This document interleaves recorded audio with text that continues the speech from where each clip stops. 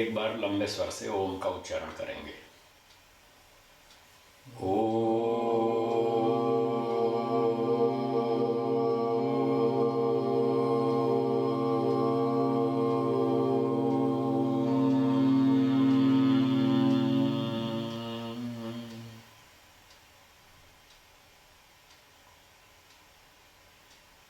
बात चल रही थी अभ्यास वैराग्याभ्याम तन निरोध, योग दर्शन पहला पाद सूत्र 12। इस सूत्र में बताया था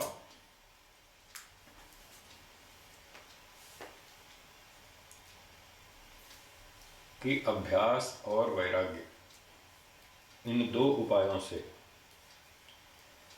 चित्त वृत्तियों को रोका जाता है।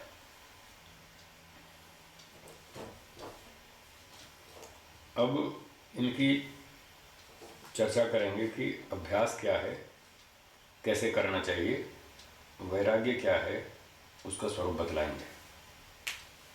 तो अगले सूत्र में 13वें में अभ्यास की चर्चा है। सूत्र बोलेंगे तत्र तत्र स्थितौ स्थितौ यत्नोऽभ्यासः। यत्नोऽभ्यासः। तो सूत्र 13 में बताते हैं तत्र, वहाँ, अर्थात उन दोनों में से, अभ्यास और वैराग्य इन दोनों में से जो अभ्यास है वो क्या है। उन दोनों में से जो अभ्यास है उसकी चर्चा करते हैं स्थितौ यत्न। वैसे यहाँ स्थितौ शब्द में है सप्तमी विभक्ति, स्थिति में, पर व्याकरण शास्त्र के नियमानुसार कहीं कहीं चतुर्थी अर्थ भी होता है। सप्तमी में अर्थ होता है चतुर्थी विभक्ति का, तो यहाँ चतुर्थी का अर्थ लगाएंगे। स्थितौ का अर्थ होगा स्थिति की प्राप्ति के लिए चतुर्थी, ठीक है। स्थिति की प्राप्ति के लिए यत्न, जो प्रयत्न किया जाता है, जो पुरुषार्थ किया जाता है, जो मेहनत की जाती है, उसका नाम है अभ्यास। तो ये स्थिति क्या है? स्थिति का अर्थ है समाधि। क्या अर्थ है? समाधि। समाधि, वो भी। तो स्थिति का मतलब समाधि। अब समाधि की प्राप्ति के लिए, स्थितौ, समाधि की प्राप्ति के लिए जो प्रयत्न किया जाता है उसका नाम अभ्यास। योग के 8 अंगों में समाधि का कौन सा नंबर? अंतिम 8वां। तो किसी को 8वीं सीढ़ी पर पहुंचना हो तो क्या करना होगा? 1 2 3 4 7 तक चढ़ो, इसका नाम अभ्यास।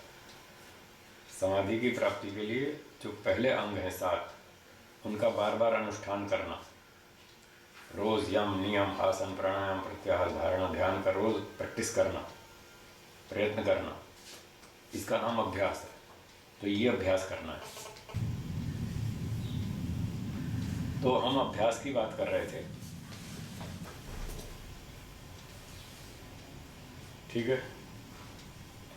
8वें अंग समाधि तक पहुंचने के लिए पहले 7 अंगों को बार बार दोहराना होगा, रोज उसकी प्रैक्टिस करनी होगी, इसका नाम अभ्यास है। इसी अभ्यास से हम धीरे धीरे 1 2 3 4 6 7 सीढ़ी चढ़ के फिर 8वें पर पहुंचेंगे। ये कैसे पता चलता है यहाँ? हैं? उन 7 अंगों की चर्चा यहाँ पे अभी भाष्य पढ़ते हैं, पता चल जाएगा, ठीक है। वैसे स्थितौ जो आया ना, स्थितौ स्थिति की प्राप्ति के लिए, तो स्थिति का अर्थ क्या है वो भाष्य बताएगा। भाष्य पढ़िए। चित्तस्य अवृत्तिकस्य अवृत्तिकस्य प्रशांतवाहिता प्रशांतवाहिता स्थिति। स्थितिः। ये स्थिति की परिभाषा है। चित्त की प्रशांत वाहिता, शांत अवस्था, जब चित्त बिल्कुल शांत हो जाए, और अवृत्तिकस्य, जब उसमें वृत्तियां खत्म हो जाए। चित्त में वृत्तियां खत्म हो गई, चित्त शांत हो गया, रजोगुण तमोगुण दब गया, सत्वगुण प्रबल हो गया, ये शांत अवस्था आ गई, इसका नाम स्थिति है। तो पता लग गया स्थिति का अर्थ समाधि। और फिर आगे कहते हैं तदर्थ, बोलिए। तदर्थ प्रयत्नो प्रयत्नो वीर्यम वीर्यम उत्साह उत्साह तदर्थ उसकी प्राप्ति के लिए। तो तदर्थ उस समाधि की प्राप्ति के लिए जो प्रयत्न है, पुरुषार्थ है, बार बार मेहनत करना। जैसे बताया 8वीं समाधि है, 8वां अंग, तो 8वीं सीढ़ी तक पहुंचने के लिए प्रयास क्या करना, 1 2 3 4 ऐसे सीढ़ियां चढ़ते जाओ तो 8वीं पर पहुंचेंगे। इसलिए ये प्रयत्न यही है कि हम उत्साह से, श्रद्धापूर्वक हम उसके लिए प्रयत्न करें, बार बार कोशिश करें 8वीं सीढ़ी तक पहुंचने की। तो 7 सीढ़ियां चढ़ेंगे तब 8वीं पर पहुंचेंगे। इसलिए सार ये निकला कि यम, नियम, आसन, प्राणायाम इन अंगों का रोज अनुष्ठान किया जाए, बार बार आचरण किया जाए, तो यही प्रयत्न है, इसी का नाम अभ्यास है। तत्संपिपादयिषया तत्संपिपादविषय तत्साधन तत्साधन अनुष्ठानम अनुष्ठानम अभ्यासः। अभ्यासः। तो तत्का अर्थ है वह स्थिति, समाधि। तत्संपिपादयिषया उसका संपादन करने की इच्छा से, समाधि का संपादन करने की इच्छा से, समाधि को प्राप्त करने की इच्छा से। तत्साधन, अब समाधि के साधन कौन से हैं? कोई यम नियम, ये साधन है। तो इन साधनों का अनुष्ठान करना, आचरण करना, प्रैक्टिकल करना। तो समाधि के साधन पहले 7 हैं, उनका बार बार अनुष्ठान करना, आचरण करना, इसका नाम अभ्यास है। ठीक है, स्पष्ट हो गया। तो रोज यम, नियम, आसन, प्राणायाम, प्रत्याहार, धारणा और ध्यान का अनुष्ठान करें, नियम पूर्वक करें। और उसका नियम क्या है वो आगे बता रहे हैं अगले सूत्र में। अभ्यास कैसे करना उसकी विधि अगले सूत्र में बताएंगे। सूत्र 14 बोलिए। स तु दीर्घकाल नैरंतर्य सत्कार आसेवितो दृढ़ भूमि। स का अर्थ है वह कौन? अभ्यास। तू, तो हिंदी में बोलते हैं ना भाई, ये काम तो ऐसे होगा, मैं तो नहीं जाऊंगा। ये जो तो शब्द का प्रयोग करते हैं ना, मैं तो नहीं जाऊंगा, मैं तो नहीं खाऊंगा, आपको खाना हो तो खाओ, मैं तो नहीं खाऊंगा। ये जो तो बोलते हैं, ये संस्कृत में तू शब्द है, इसी को हिंदी में तो इस तरह से बोलते हैं। तो सतु का अर्थ हुआ वह अभ्यास तो सतु वह अभ्यास तो, सतु का अर्थ हुआ वह अभ्यास तो। कैसे करना चाहिए? ऐसे करना चाहिए, अब बताएंगे। एक उपाय है दीर्घ काल, लंबे समय तक अभ्यास, लंबे समय तक करना चाहिए, थोड़े समय नहीं। लंबा समय कितना? जब तक प्राप्ति ना हो तब। लंबे की सीमा नहीं है 2 साल, 5 साल, 10 साल, अनेक जन्म, जब तक समाधि नहीं मिले तब तक। क्योंकि इसका उद्देश्य तो समाधि तक पहुंचना है। तो जब तक लक्ष्य पर नहीं पहुंचे तो तब तक काम बीच में छोड़ना ठीक नहीं है। तो लंबे समय का अर्थ हुआ जब तक समाधि प्राप्त ना हो जाए तब तक, उतने लंबे समय तक अभ्यास करना, बीच में छोड़ नहीं देना। फिर दूसरी बात बताई, नैरंतर्य, लगातार, निरंतर। अंतर माने गैप, निरंतर, गैप नहीं आना चाहिए, कंटिन्यूअसली लगातार अभ्यास करना है तो सफलता मिलेगी। लंबे समय तक करना है, लगातार करना है, बीच में छुट्टी नहीं है। हाँ, यहाँ संडे, मंडे, होली, दिवाली कोई छुट्टी नहीं है, यहाँ तो हर रोज़ करना है। ठीक है। फिर तीसरी बात, सत्कार आसेवितो। सत्कार का मतलब है 4, वो भाष्य में लिखे हैं, आगे पढ़ते हैं भाष्य को। अभी मोटा सार्थ कर लेते हैं। सत्कार पूर्वक आसेवितः, बार बार सेवन किया हुआ, बार बार इसका अनुष्ठान करना है अभ्यास का। ये यम नियम आदि का पालन बार बार करना है, हर रोज़ करना है, लंबे समय तक करना है, लगातार करना है, श्रद्धापूर्वक करना है, बार बार करना है। ऐसा करने से दृढ़ भूमि, फिर पक्की स्थिति बनती है, पक्की अवस्था बनती है, फिर व्यक्ति घबराता नहीं। पक्की अवस्था का मतलब घबराता नहीं। कोई भी मुसीबत आपत्ति आती रहे वो घबराएगा नहीं, जमा रहेगा, छोड़ के भागेगा नहीं अपने कार्य को, योगाभ्यास को छोड़ के भागेगा नहीं, टिका रहेगा। तो इस प्रकार से अभ्यास करना चाहिए, दीर्घकाल, लंबे समय तक, निरंतर, लगातार और श्रद्धापूर्वक अभ्यास करना चाहिए। तब वो पक्की अवस्था वाला होता है, उससे परिणाम अच्छा आएगा और व्यक्ति समाधि तक पहुंच जाएगा। समाधि तक पहुंचने में जितने प्रतिशत अभ्यास का योगदान है उतना पूरा हो जाएगा, बाकी जो वैराग्य का योगदान है वो उसका रहेगा। तो ये सफल हो गया, मतलब जितना इसका रोल है वो पूरा हो गया। इस तरह से अभ्यास करना चाहिए। भाष्य को पढ़ते हैं, बोलिए। दीर्घकाल आसेवितः निरंतर आसेवितः सत्कार आसेवितः। अब ये जो सूत्र में आसेवितो शब्द है, ये है द्वंद्व समास के अंत में। तो दीर्घकाल, नैरंतर्य और सत्कार, ये तीन शब्दों का पहले द्वंद्व समास कर रखा है। तो द्वंद्व समास में और शब्द जोड़ देते हैं। राम लक्ष्मणौ, राम और लक्ष्मण दो में द्वंद्व समास हुआ। माता पितरौ, माता च पिता च, माता पितरौ, माता और पिता दोनों द्वंद्व समास हो गया। तो ऐसे ही दीर्घकालम च, दीर्घकालश्च, नैरंतर्यश्च, सत्कारश्च, दीर्घकाल, नैरंतर्य, सत्काराः, ये द्वंद्व समास हो गया। अब इसके बाद ये आसेवित शब्द जोड़ा। तो व्याकरण का एक नियम है कि जब द्वंद्व समास के अंत में ये शब्द हो तो वो अंतिम शब्द द्वंद्व समास के सभी शब्दों के साथ जुड़ेगा। तो तीन के साथ आसेवित है तो तीनों के साथ अलग अलग जोड़ना पड़ा। इसलिए भाष्यकार व्यास जी ने इसको इस तरह से लिखा है। दीर्घकाल आसेविता, नैरंतर्य आसेविता, सत्कार आसेविता। तो दीर्घकाल तक सेवन किया गया अभ्यास, ये अभ्यास के विशेषण है। और निरंतर लगातार सेवन किया गया और सत्कार पूर्वक सेवन किया गया। तो दीर्घकाल तो समझ में आ गया और निरंतर भी समझ में आ गया।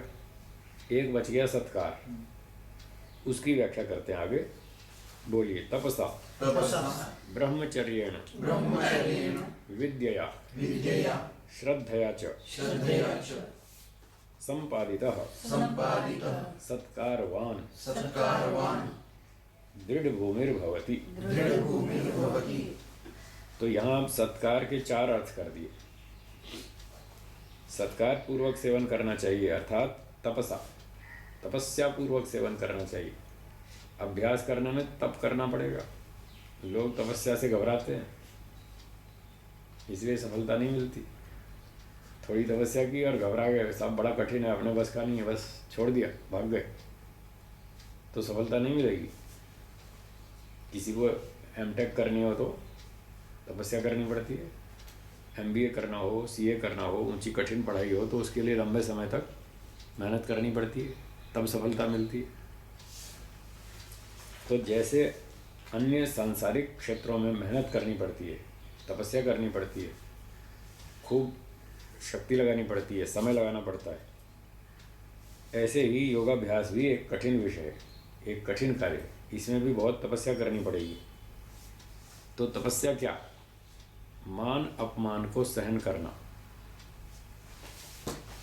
हानि लाभ को सहन करना, सुख दुख को सहन करना, भूख प्यास को सहन करना और गर्मी ठंडी इसको सहन करना। ये जो द्वंद्व आते हैं, जोड़े, इनको सहन करना, प्रतिकूलताएं जो आती हैं उनको सहन करना, इसका नाम है तप। योग दर्शन में लिखा है कि ये जो तप करना चाहिए इसकी एक सीमा होती है। जब सीमा से अधिक तप करेंगे तो रोगी हो जाएंगे और रोगी होना योग में बाधक है। इसलिए एक सीमा तक तप करें, पर तप नहीं करेंगे तो योग सिद्ध भी नहीं होगा। इसलिए तपस्या भी ज़रूरी है और सीमित मात्रा में करनी चाहिए। इस तरह से तप करना चाहिए। तो उसको कैसे जाने सीमित मात्रा? अपनी क्षमता की परीक्षा करो। हर व्यक्ति की क्षमता अलग अलग होती है। हर व्यक्ति की क्षमता अलग अलग होती है। तो हम कैसे परीक्षा करें हमारी कितनी सीमा है? तो थोड़े भूख प्यास सहन करके देखो, जितनी सहन हो जाए आराम से उतनी आपकी सीमा है। तो ज़्यादा ही कष्ट होने लगे और आप बीमार पड़ने लगे तो समझ लो ये सीमा से आप बाहर चले गए आप। ठीक है ना? धूप में चल सकते हैं, कितनी सीमा है? 1 घंटा चल सकते हैं, फिर 1 घंटा तो ठीक चला, फिर 1.5 घंटा चले तो रोगी हो गए। तो पता चल गया 1.5 घंटे की क्षमता नहीं है हमारी, 1 घंटा चलने की क्षमता है। किसी की आधे ही घंटे की क्षमता है, उसकी क्षमता अलग अलग है। तो हर व्यक्ति की क्षमता अलग अलग है, भूख को सहन करने की, प्यास को सहन करने की, गर्मी को, ठंडी को, मान अपमान को। कोई व्यक्ति 2 ही घटनाओं में घबरा जाता है। 2 घटना हो गई अपमान की, 2 झूठे आरोप लगा दिए और बस वो घबरा गया। साहब ये तो अपने बस का नहीं है, नमस्ते मैं तो जा रहा हूँ अपने घर, मैं नहीं कर सकता योगाभ्यास। उठ के चल देगा। कोई कहेगा कोई बात नहीं, क्या हो गया, ये तो संसार है, होता ही रहता है, यहाँ तो चलता ही रहता है। ये तो ऊँची नीची बातें सब दुनिया में चलती हैं, 2-4 हमारे साथ भी हो गई, कोई फ़र्क नहीं पड़ता। चलो चलो आगे चलो, अभ्यास करेंगे। तो वो जम के चलता रहता है।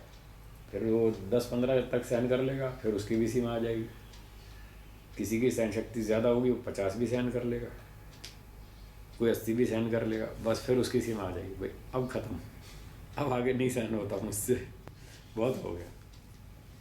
तो ऐसे हर एक की क्षमता अलग अलग होती है। अपना परीक्षण करने से, आत्मनिरीक्षण करने से पता चल जाता है, व्यवहार में प्रयोग करने से पता चल जाता है हमारी सीमा कितनी है। उस सीमा तक तपस्या करनी चाहिए, सहन करना चाहिए। तो ये तप है, ये तप है। सहन करना है, वो उसके प्रयोग करनी चाहिए या परिस्थिति अनुसार जब आता है तब उसको? परिस्थितियाँ अपने आप आती ही रहती हैं, आपको मुसीबत बुलाने की आवश्यकता नहीं है, वो बिना बुलाए आती है। मुसीबत तो बिना बुलाए आती है, उसको बुलाने की ज़रूरत नहीं है। अपनी सीमा आज तो चारों तरफ मुसीबत फैली हुई है। आज तो इससे बचना बड़ा कठिन है। चारों ओर से आक्रमण है समस्याओं का। तो समस्याएं तो आती ही रहती हैं, उसको बुलाने की आवश्यकता नहीं है। तो विशेष अभ्यास की जरूरत नहीं, जब परिस्थितियाँ आए हाँ, तो तब अपने आप परीक्षण हो ही जाएगा।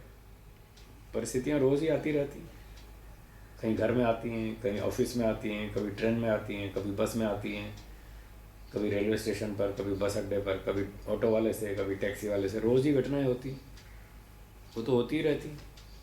उस समय हमको सावधान रहना, वो हमारी परीक्षा है कि उस समय हम विचलित ना हो, उग्र ना हो जाएं, परेशान ना हो जाएं, झगड़ा नहीं कर लें, झूठ का प्रयोग नहीं करें, छल कपट का प्रयोग नहीं करें। तो वही तो तपस्या है कि अपनी ईमानदारी बनाए रखते हुए हम ठीक ठीक व्यवहार करें। इस तरह से ये तपस्या सारे दिन होती ही रहती है। जो ध्यान देता है उसको पता चलता है। तो ऐसे अपनी क्षमता की परीक्षा करते हुए व्यक्ति तपस्या करे। पर स्वामी जी ऐसे भी होता है ना, कभी किसी को बाहर मुंह से नहीं बोल सकते हैं, पर अंदर में वो बात लगता रहता है कि हम गलत नहीं है, फिर भी हमें बोल रहे हैं। ये तो सारी दुनिया के साथ होता है और आपके साथ भी होता है, दुनिया के सबके साथ होता है।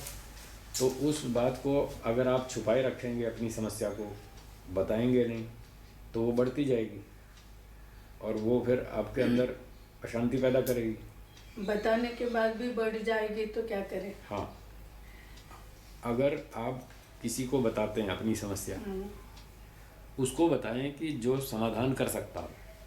आप ऐसे व्यक्ति को बताएं जो समाधान कर ही नहीं सकता, उसको बताने से कोई समाधान निकलेगा नहीं, तो उसको ना बताएं। उसको बताएं जिसको बताने से कोई रास्ता निकलेगा। ऐसा व्यक्ति ढूंढें कि मेरी समस्या को कौन सुलझाएगा। उस व्यक्ति के पास जाएं, उसको अपनी समस्या बताएं, 1 बार बताएं, 4 बार बताएं। फिर जब वो 2 बार 4 बार सुनेगा, कुछ तो ध्यान देगा, तो वो कोई ना कोई रास्ता निकालेगा। अगर आप बताएंगे नहीं और वो आप घुटते रहेंगे अंदर अंदर, तो वो अंदर गांठ बनती जाएगी और फिर एक दिन वो बम फूटेगा जोर से, उसका बहुत नुकसान होगा। ऐसा नहीं करना, वो ठीक नहीं है। तो अपनी समस्या किसी को बताओ, जो आपका हितैषी है, जो आपका मित्र है, जो आप पर विश्वास करता है, जो आपकी समस्या को समझ सकता है, जो आपसे सहानुभूति रखता है, उसको अपनी समस्या बताओ। फिर उससे एक से काम नहीं चला, फिर और 2-4 लोग ढूंढो, 2-4 को और को बताओ, फिर उतने से भी नहीं चला तो और 5-10 को और ढूंढो। ऐसे बताना पड़ेगा लोगों को, तब आपका कोई समाधान निकलेगा। और फिर भी कोई समाधान नहीं निकलता तो फिर नमस्ते, तुम अपने घर, हम अपने घर, फिर अपना अलग अलग रहो। अब ये मैं कहता हूँ कि अलग अलग रहो तो लोग झगड़ा करते हैं, सब आप तो सबका घर तोड़ने के लिए बैठे हैं। भाई ये समाधान ही यही है, आप नहीं करोगे तो फिर अंत में सुसाइड करोगे और क्या करोगे। जब व्यक्ति अपनी समस्या खोलेगा नहीं तो अंत में वो आत्महत्या करेगा और क्या करेगा। उसकी समस्या हल होनी चाहिए। हर व्यक्ति की सीमा है सहन करने की, जब वो सीमा पार हो जाएगी और उसका रास्ता नहीं निकलेगा तो फिर अंतिम रास्ता एक ही है, वो आत्महत्या करेगा। तो उससे उसको बचाना है, आत्महत्या से बचाना है उसको। उसका यही रास्ता है कि न्याय करो, जो उसके साथ अन्याय हो रहा है उसको दूर करो, वरना वो पागल हो जाएगा। और अगर पागल हो गया तो या तो खुद मर जाएगा या दूसरे को मारेगा, कुछ भी करेगा, फिर उसका क्या भरोसा। तो ऐसी स्थिति नहीं आनी चाहिए। अपनी समस्या बताओ। ये तब में नहीं आएगा क्या मान अपमान सहन करना? हाँ बताया ना, 5 बार सहन करेंगे, 10 बार करेंगे, 20 बार करेंगे, उसके बाद वही 20 बार सहन करने के बाद आखिर तो सीमा आ जाएगी ना। मानसिक श्री कृष्ण जी ने शिशुपाल की 100 गलतियां सहन की और उसको वार्निंग दी थी, भैया 100 गाली सुनूंगा, वार्निंग। उसके बाद फिर मेरा चक्र चलेगा, सावधान। 100 गालियां तो सहन किया नहीं, तो उनकी भी लिमिट आ गई। हर व्यक्ति की सीमा होती है, लिमिट होती है। एक व्यक्ति उस पर अन्याय कर रहा है और आप फिर भी उसको दबा रहे हैं कि तू अभी और सहन कर। क्यों? उसको क्यों नहीं बोलते तू अन्याय क्यों करता है? उसको जेल में डालो, उसको दंड देना चाहिए। न्याय तो ये कहता है। समाज में न्याय होना चाहिए या अन्याय? न्याय। तो न्याय तो कहाँ हो रहा है? वो तो अन्याय कर रहा है, उसको दंड नहीं देते आप, उसको रोकते नहीं। ये दुष्ट समाज है जो अत्याचारी को सहयोग देता है और जो बेचारा पीट रहा है उसकी सहायता नहीं करता, उसकी रक्षा नहीं करता। ये बेकार समाज है। ऐसा समाज नहीं बचेगा, वो नष्ट हो जाएगा। अगर समाज को अपनी रक्षा करनी है तो न्याय करो, उस अत्याचारी को दंड दो, तब उसको न्याय मिलेगा। और जो खामखा पिट रहा है, जिस पर अन्याय हुआ, उसकी रक्षा करो, तब वो उसको उत्साह बढ़ेगा जीने में। नहीं तो क्यों जिएगा? वो रोने के लिए थोड़ी आया था यहाँ, पिटने के लिए पैदा हुआ था क्या? कोई भी आदमी दुखी होने के लिए पैदा नहीं हुआ। सबको जीने का अधिकार है, अपनी स्वतंत्रता से, अपनी इच्छा से, अपनी बुद्धि से, अपने सामर्थ्य से उसको जीने का पूरा अधिकार है। ईश्वर ने भी दे रखा है, भारत सरकार ने भी दे रखा है, सब ने सबको स्वतंत्रता का अधिकार दे रखा है। अपनी इच्छा से स्वतंत्र रूप से जियो, दूसरे के जान माल पर आक्रमण मत करो, उसकी संपत्ति का हरण मत करो। ये न्याय की बात है। और जो कोई ऐसा अन्याय करेगा उसको दंड देंगे, वरना ये पुलिस और सेना की क्या ज़रूरत है? जो हो रहा है ठीक है, जो अन्याय कर रहा है। ऐसे तो आप नहीं जी सकते ना, कोई भी नहीं जी पाएगा। अगर समाज को ठीक तरह से चलाना है, देश को ठीक तरह से चलाना है, तो न्याय करो। वेदों का, ऋषियों का, सबका अंतिम, पहला और अंतिम एक ही सिद्धांत है, न्याय करो। जिस देश में, जिस परिवार में, जिस समाज में अन्याय होता है, वो परिवार नहीं बचेगा, वो देश नहीं बचेगा, वो समाज नहीं बचेगा, खत्म हो जाएगा। अगर परिवार, समाज, देश की रक्षा करनी है तो न्याय करो। आज हमारे देश में न्याय नहीं होता, इसलिए देश की स्थिति खराब है। और विदेशों में अपराधियों को दंड मिलता है, इसलिए वहाँ ठीक चल रहा है।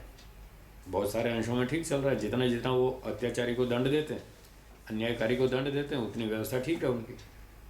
कुछ चरित्र के दोष अलग हैं, वो अलग बात है, वो तो उनके कानून ही ऐसे हैं, उसमें कानून की गलती है। कानून ठीक करोगे तो वो भी ठीक हो जाएगा। तो हमारे यहाँ जो कानून बना रखे हैं उसका पालन नहीं होता। अपराधी अपराध करता है और उसको दंड मिलता नहीं, इसलिए उसकी हिम्मत बढ़ती जाती है। तो ऐसे देश नहीं बचेगा।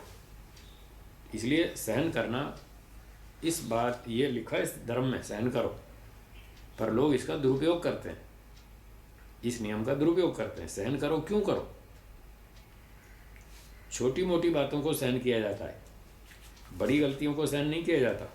बताओ कौन से वेद में लिखा है कि बड़ी बड़ी गलतियां करो और तो भी तुम सहन करो? क्यों करो? ये भी उस पर बदले में गलतियां करे, वो सहन करेगा? फिर ये कोई न्याय थोड़ी हुआ। अगर एक आदमी दूसरे आदमी पर 50 गलतियां करता है, बड़े बड़े अन्याय करता है, वो भी वापसी बदले में अगर वो भी उस पर 50 अन्याय करे तो क्या वो सहन करेगा? फिर ये क्यों करेगा सहन? दोनों आत्माएं एक जैसी हैं। जब ये नहीं सहन करेगा तो ये क्यों सहन करे? दोनों को न्याय मिलना चाहिए। अपना अपना काम करो, ठीक तरह से करो, बुद्धिमत्ता से करो। तो सहन करने के नियम हैं, वो नियम सुन लीजिए, बहुत अच्छे महत्वपूर्ण नियम। छोटी मोटी गलतियों को सहन किया जाता है, बड़ी बड़ी गलतियों को सहन नहीं किया जाता। किसी शास्त्र में नहीं लिखा है, ना कोई राजनीति शास्त्र में लिखा है, ना धर्मशास्त्र में, कहीं नहीं लिखा कि बड़ी बड़ी गलतियों को, अन्याय को सहन करो, कहीं नहीं लिखा। बड़ी बड़ी गलतियां माफ़ नहीं की जाती, छोटी मोटी गलतियां माफ़ की जाती। सहन करने का मतलब माफ़ कर देना। 2-4 बार छोटी छोटी गलती की जाए तो माफ़ की जा सकती है, और 20 बार 50 बार गलतियां करे, अब अनजाने में थोड़ी हो रही हैं, अब तो जानबूझ के की जा रही हैं। तो जानबूझकर की गई गलतियों को माफ़ नहीं किया जाता, अनजाने में की गई गलतियों को माफ़ किया जाता है। छोटी छोटी गलतियों को माफ़ किया जाता है, बड़ी बड़ी गलतियां माफ़ नहीं की जाती। तो ये सहन करने का नियम है। अब जब व्यक्ति बड़ी बड़ी गलतियां करे और जानबूझ के करे और वर्षों तक करता रहे, फिर माफ़ नहीं करना चाहिए। फिर तो उसको जेल में डालो, फांसी पे लटकाओ, उसको हंटर से पीटो, उसको दंड दो। वेद का ये सिद्धांत है, दंड के बिना कोई सुधरता नहीं। इसलिए सेना, पुलिस और जेल व्यवस्था, CID, CBI इसीलिए तो बनाई है कि अपराधियों को पकड़ो और उनको दंड दो। दंड के बिना कोई नहीं सुधरता। पर आज यहाँ मनमानी चल रही है, परिवार में मनमानी है, समाज में मनमानी है, देश में मनमानी है। सब जो मन में आता है वही कर रहे हैं। कोई किसी का नियंत्रण नहीं, कोई किसी का अनुशासन नहीं, कोई दंड व्यवस्था नहीं, किसी को कोई दंड का भय नहीं। इसलिए सब दुर्व्यवस्था है, इसीलिए अव्यवस्था है सारी, इसलिए सब आदमी परेशान है। ट्रेन में जाओ, ट्रेन के नियम का पालन नहीं करते, बस में जाओ, बस के नियम का पालन नहीं करते। खिड़की से रुमाल रख देंगे, साहब सीट हमारी हो गई। अरे खिड़की से आपने सीट पर रुमाल रख दिया, सीट आपकी हो गई, ये कौन सा कानून है? पर यहाँ रोज़ होता है, बस में होता है, ट्रेन में होता है, सब जगह होता है। तो ये अन्याय है। अब यदि इस अन्याय को रोकेंगे, समाज के लोग रोकेंगे, पुलिस रोकेगी, सरकार रोकेगी, तो अन्याय रुक जाएगा और सबको ठीक से सुविधा मिलेगी और ठीक न्याय से व्यवस्था मिलेगी और लोग सुख से जिएंगे।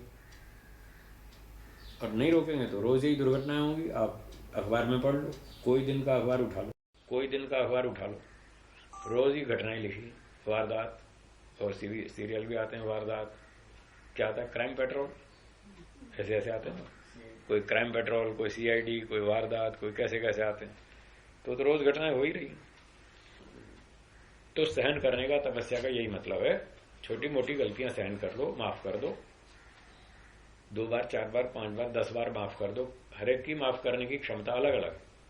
कोई 5 बार माफ़ करेगा, कोई 10 बार करेगा, कोई 20 बार भी कर देगा। पर आप ऐसे ही माफ़ करते गए और सामने वाले को जगाया नहीं आपने, तो अत्याचार करता ही जाएगा। तो उसको रोकने के लिए व्यवस्था करो। और इसने 2, 4, 5, 10 गलतियां सहन कर ली, माफ़ कर दिया, कोई बात नहीं। ये थोड़ा सा 5, 10 गलती माफ़ कर दे, सहन कर ले, पर उसको ब्रेक लगनी चाहिए। अगर उसको ब्रेक नहीं लगी तो फिर वो बम बनेगा। वो घटना जो है ना, फिर धीरे धीरे बढ़ती जाएगी समस्या, और फिर बाद में ऐसा बम फूटेगा, फिर घर में आग लगेगी, समाज में आग लगेगी, फिर देश का विनाश होगा। इसलिए उसको रोकना चाहिए। और स्वामी जी, जो ऋषि उन्होंने दया की, पता नहीं सत्य है या नहीं। अगर सत्य है तो यहाँ नियम कैसे लगेगा? उत्तर ये है कि एक प्रश्न है आपका, यहाँ दोहरा देता हूँ। कई लोग कहते हैं जी आप प्रश्न दोहराएं तो हमें उत्तर समझ में आए, नहीं तो प्रश्न समझ में नहीं आता, उत्तर समझ में नहीं आता, क्योंकि प्रश्न का हमें पता नहीं। तो आपका प्रश्न ये है कि महर्षि दयानंद को लोगों ने विष पिलाया, झूठे आरोप लगाए, अपमान किया, पत्थर फेंके, सांप फेंके, तो भी उन्होंने उसको सहन किया और उनको छोड़ दिया अपराधियों को। तो यहां क्या व्यवस्था समझेंगे, यह है प्रश्न। इसका उत्तर यह है कि एक होता है ब्राह्मण, एक होता है क्षत्रिय, दोनों के कर्तव्य अलग अलग है। ब्राह्मण का अर्थ है, ब्राह्मण का जो कर्तव्य है वो है अपने लक्ष्य की प्राप्ति करना, मोक्ष की प्राप्ति करना, ये मोक्ष उसका लक्ष्य है।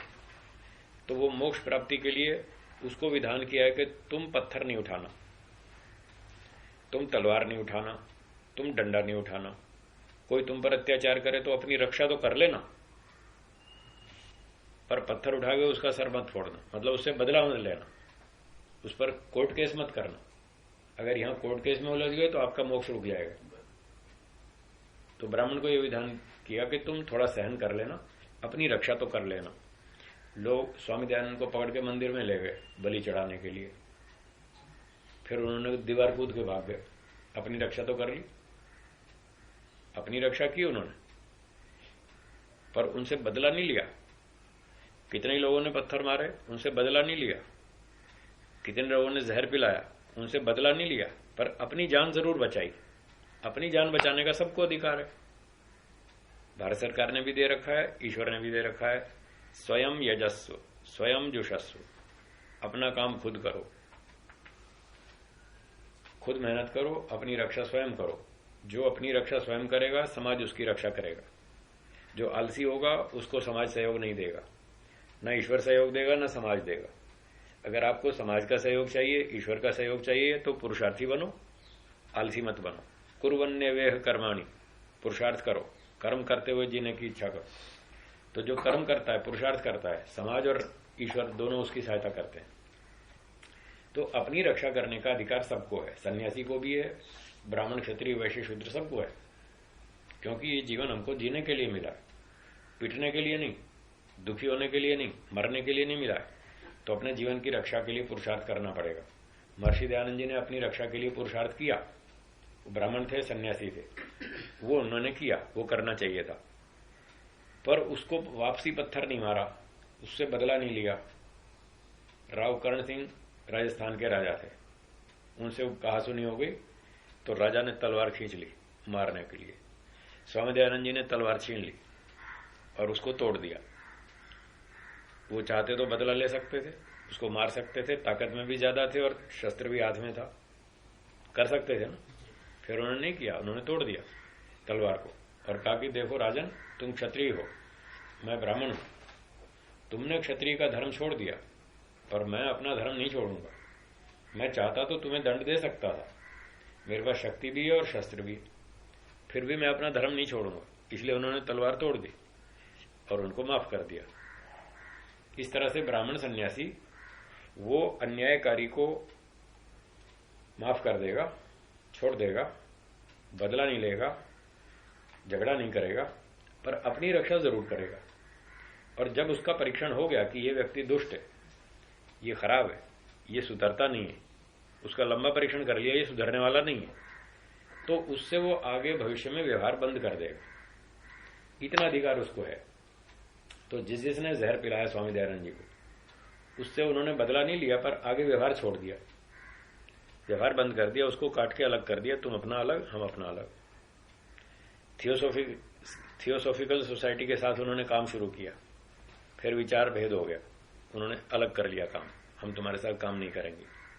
ब्रह्म समाज के साथ शुरू किया, विचार भेद हो गया, उससे अलग हो गए। प्रार्थना समाज के साथ काम शुरू किया, विचार भेद हो गया, उससे अलग हो गए। तो अलग होना हमारा अधिकार है, यदि विचार नहीं मिलता है तो अपना अलग अलग हो जाओ। ऐसा महर्षि दयानंद जी ने किया। तो ये था ब्राह्मण और सन्यासी का कर्तव्य। अब जो क्षत्रिय है, क्षत्रिय का कर्तव्य अलग है। क्षत्रिय का कर्तव्य जो अन्याय करे उसको दंड दो, उसको नहीं छोड़ना। ये राजा, सेना, पुलिस, ईश्वर ने इसीलिए तो बिठाई है कि जो अत्याचार करे, अन्याय करे, उसको पकड़ो, उसको जेल में डालो, उसको दंडित करो और सबके सामने दंड दो, ताकि एक को दंड मिले और 10 लाख लोग देखें। 10 लाख का दिमाग ठीक हो जाएगा कि अपराध करने पर ऐसा दंड मिलता है, हम करेंगे तो हमारा भी यही हाल होगा। तो एक को दंड मिलेगा, 10 लाख ठीक हो जाएंगे। इस तरह से ये क्षत्रिय का कर्तव्य अलग है, वो अन्याय को सहन नहीं करेगा, वो दंड देगा। तो दंड देना क्षत्रिय का काम। महर्षि दयानंद जी क्षत्रिय थे या ब्राह्मण थे, इसलिए उन्होंने दंड नहीं दिया, माफ कर दिया, पर अपनी रक्षा जरूर की। और उन लोगों के साथ काम छोड़ दिया जो लोग दुष्ट थे या जिनसे विचार मेल नहीं था, अलग कर दिया। इतना कर सकते, ठीक हो गया। तो इस तरह से हमको भी करना है। अगर हमको अच्छी तरह से जीना है, मोक्ष में जाना है, यदि हमारा लक्ष्य मोक्ष है तो हमको ब्राह्मण वृत्ति से चलना होगा, क्षत्रिय वृत्ति से नहीं। हमको भी बदला नहीं लेना है, पर अपनी सुरक्षा जरूर करनी है। अपनी सुरक्षा जरूर करनी है। किसी से हमको बदला नहीं लेना, फालतू झगड़ा नहीं करना, कोई कोर्ट केस नहीं करना, क्योंकि कोर्ट में जाने से भी न्याय नहीं मिलता। आज तो कोर्ट वाले ही कहते हैं भैया कोर्ट से दूर रहो तो अच्छा है। वो खुद ही कहते हैं यहाँ न्याय नहीं मिलता है, आपस में कोई समझौता कर लो वही ठीक है। तो इसलिए कोर्ट में जाने से लाभ नहीं है, अपनी रक्षा स्वयं कर लो, समझौता कर लो जैसे तैसे। तो ये बात थी तपस्या की। इस प्रसंग में जो आपका प्रश्न था उसका उत्तर हुआ। तो पहली बात सत्कार की, तब करते हुए योगाभ्यास करें तो आपको सफलता मिलेगी। दूसरी बात ब्रह्मचर्य, ब्रह्मचर्य का पालन करते हुए अभ्यास करें तो सफलता मिलेगी। ब्रह्मचर्य का मतलब मन इंद्रियों पर संयम रखना, जीवन रक्षा के लिए भौतिक पदार्थों का उपयोग करना, इंद्रियों का सुख लेने के लिए नहीं। यह है ब्रह्मचर्य। घी खाना बुरा नहीं है, पर प्रश्न तो यह है आप स्वाद लेने के लिए खाते हैं या स्वास्थ्य के लिए खाते हैं। स्वाद के लिए घी खाते हैं तो गड़बड़, वो ब्रह्मचर्य के विरुद्ध है। घी खाना भी ब्रह्मचर्य के विरुद्ध है यदि आप स्वाद लेने के लिए खाते हो। ऐसे ही हर इंद्रिय का उपयोग, रसना का हो, कोई भी इंद्रिय का उपयोग हो, वो यदि जीवन रक्षा के लिए, स्वास्थ्य रक्षा के लिए, परोपकार के लिए, समाज सेवा के लिए, देश की रक्षा के लिए, योग विद्या की प्राप्ति के लिए, मोक्ष प्राप्ति के लिए यदि आप इन चीजों का उपयोग करते हैं तो ये ब्रह्मचर्य के पालन में अनुकूल है, योगाभ्यास में अनुकूल है। इस तरह से हमको कार का उपयोग करो, वस्तु का विरोध नहीं। प्रकृति तो साधन है, वेद में लिखा है, ईश्वर साध्य है, प्रकृति उसका साधन है। तो घी, दूध, फल, मिठाई, दाल, रोटी, सब्जी, खीर, पूरी, हलवा और सोना, चांदी, रुपया, पैसा, मकान, मोटर, गाड़ी, संपत्ति, ये सब साधन है, सारा ही तो प्रकृति है। इन चीजों का उपयोग करने की मनाही नहीं है। उपयोग किस तरीके से करना वो इंपॉर्टेंट है, उस पर ध्यान देना है कि हम मोक्ष प्राप्ति के लिए ये सब चीजों का उपयोग करेंगे। कार में बैठो, एयर कंडीशन का उपयोग करो, ट्रेन में जाओ, हवाई जहाज में जाओ, हर चीज का उपयोग करो, पर उद्देश्य क्या वो देखना है। समाज सेवा का उद्देश्य है, समय कम है, जल्दी पहुंचना है, थोड़ा शरीर की शक्ति भी बचानी है, तो इन चीजों का उपयोग कर लो। कुछ दिन अधिक जिएंगे तो अधिक सेवा करेंगे, और खाम खाम पिटते रहेंगे और पैदल पैदल चलेंगे तो टांगें टूट जाएंगी, थोड़े दिनों में शांति पाठ हो जाएगा, क्या सेवा करेंगे देश की। इसलिए शरीर रक्षा के लिए इन चीजों का उपयोग करने में आपत्ति नहीं है। तो ब्रह्मचर्य का अर्थ हुआ कि मन इंद्रियों पर संयम रखते हुए जीवन रक्षा के लिए भौतिक साधनों का उपयोग करना। फिर जितना वो हमारे वर्णाश्रम के अनुसार विहित है शास्त्रों में, उतनी ही सीमा में इनका उपयोग करना तो ठीक है। अब 3 आश्रम वालों को तो पूरा 100% ब्रह्मचर्य का विधान है। ब्रह्मचर्य और वानप्रस्थ और संन्यास, 3 आश्रम वाले मनुष्यों के लिए तो पूरा 100% ब्रह्मचर्य का पालन करना। केवल एक गृहस्थ आश्रम है जिसको थोड़ी सी छूट दी गई है। गृहस्थ आश्रम वाले को थोड़ी सी छूट दी गई है, वो भी संतान उत्पत्ति के लिए, बस इतना संयोग करे, बाकी वो भी ब्रह्मचर्य का पालन करे, मन इंद्रियों पर संयम रखे, ऐसा विधान है। पर लोग आज समझते नहीं, जानते नहीं। वो समझते हैं शादी करने में मतलब खूब भोग विलास करो, पूरी छूट है। ऐसा नहीं है। लोग भूल गए, शास्त्र को भूल गए, विधि विधान को भूल गए। उनको पता ही नहीं कि शादी करने का उद्देश्य क्या होता है। आज तो बस वो टेलीविजन देखो और पागल हो जाओ एक दूसरे के पीछे, बस ये समझ रखा है लोगों ने। शादी करने का ये उद्देश्य नहीं है। हम यहां आए थे मोक्ष प्राप्त करने के लिए। मोक्ष प्राप्ति जीवन का मुख्य उद्देश्य है। पैसे कमाना, घर चलाना वो उद्देश्य नहीं है। ये तो टाइम पास करने की बात है कि मोक्ष के लिए वैराग्य चाहिए। अब ब्रह्मचर्य आश्रम में इतना वैराग्य हो नहीं पाया, तो पूछा गुरुजी क्या करें, हमको तो वैराग्य हुआ नहीं। तो भाई तुम थोड़े दिन टाइम पास कर लो, जाओ गृहस्थ में, थोड़ा परीक्षण कर लो, समझ में आ जाएगा। तुम्हें यहां बहुत सुख दिखता है ना, थोड़ा 25 साल तुमको एक एक्सपेरिमेंटल टाइम देते हैं, जाओ अपना प्रयोग कर लो। तो ये विष चिकित्सा है, ये विष चिकित्सा है। हाँ विष चिकित्सा है। थोड़ा इसको और खोल के बताइए विष चिकित्सा को। थोड़ी मात्रा में हो तो मार डालेगा। हाँ, तो ये विष चिकित्सा है। और दूसरी बात ये भी है कि ये प्रयोगशाला है, गृहस्थ आश्रम प्रयोगशाला है, संसार के सुख दुख का परीक्षण करने की प्रयोगशाला है। पहले ब्रह्मचर्य आश्रम में गुरुजी ने समझाया कि गृहस्थ में मत जाना, उसमें दुख आएगा। तो विद्यार्थी को समझ में नहीं आया, बोला गुरुजी मेरी समझ में नहीं आता। आप कहते हो गृहस्थ में दुख है, ये सारे खा रहे हैं पी रहे हैं डांस कर रहे हैं, देखो ना टेलीविजन, मार्केट में जाओ देखो इतनी मार्केट सजा रखी है, इतने बड़े बड़े मॉल्स हैं, इतने लोग जाते हैं, शाम को नाचते हैं गाते हैं, पार्टियों में जाते हैं, होटल में जाते हैं। आप कहते हो दुख है, कहाँ दुख है? मेरी तो समझ में नहीं आया। तो बहुत समझाया, नहीं आया समझ में। तो फिर गुरुजी ने कहा ठीक है भाई जाओ परीक्षण कर लो।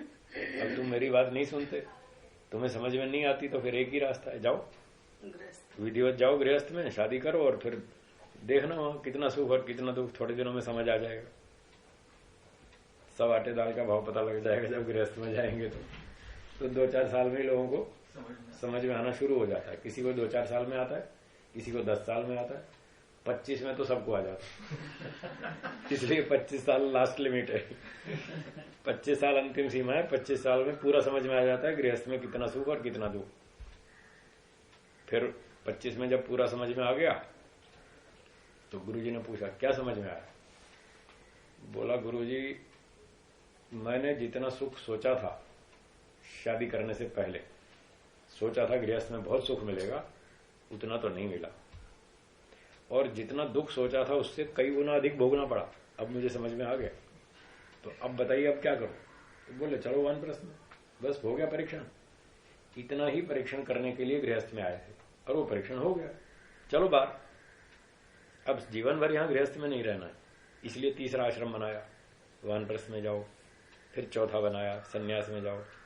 पर लोग 2 आश्रम तो भूल ही गए, बस 2 ही आ गए, एक ब्रह्मचारी और एक गृहस्थी। ब्रह्मचारी भी टूटा फूटा है, उसका भी कोई पालन ठीक नहीं है, और गृहस्थ भी बिगड़ा हुआ है, उसका भी पालन ठीक नहीं है। अब जब पहले ही 2 बिगड़े हैं तो तीसरा क्या ठीक होगा? और तीनों ही बिगड़े हैं तो चौथा भी क्या ठीक होगा? सारे ही बिगड़े हैं, आज तो चारों ही बिगड़े हुए, कोई भी आश्रम ठीक नहीं चल रहा। वानप्रस्थ में जाके फिर रहे लोगों को भी दिखा, वही तो सारे बिगड़े हुए।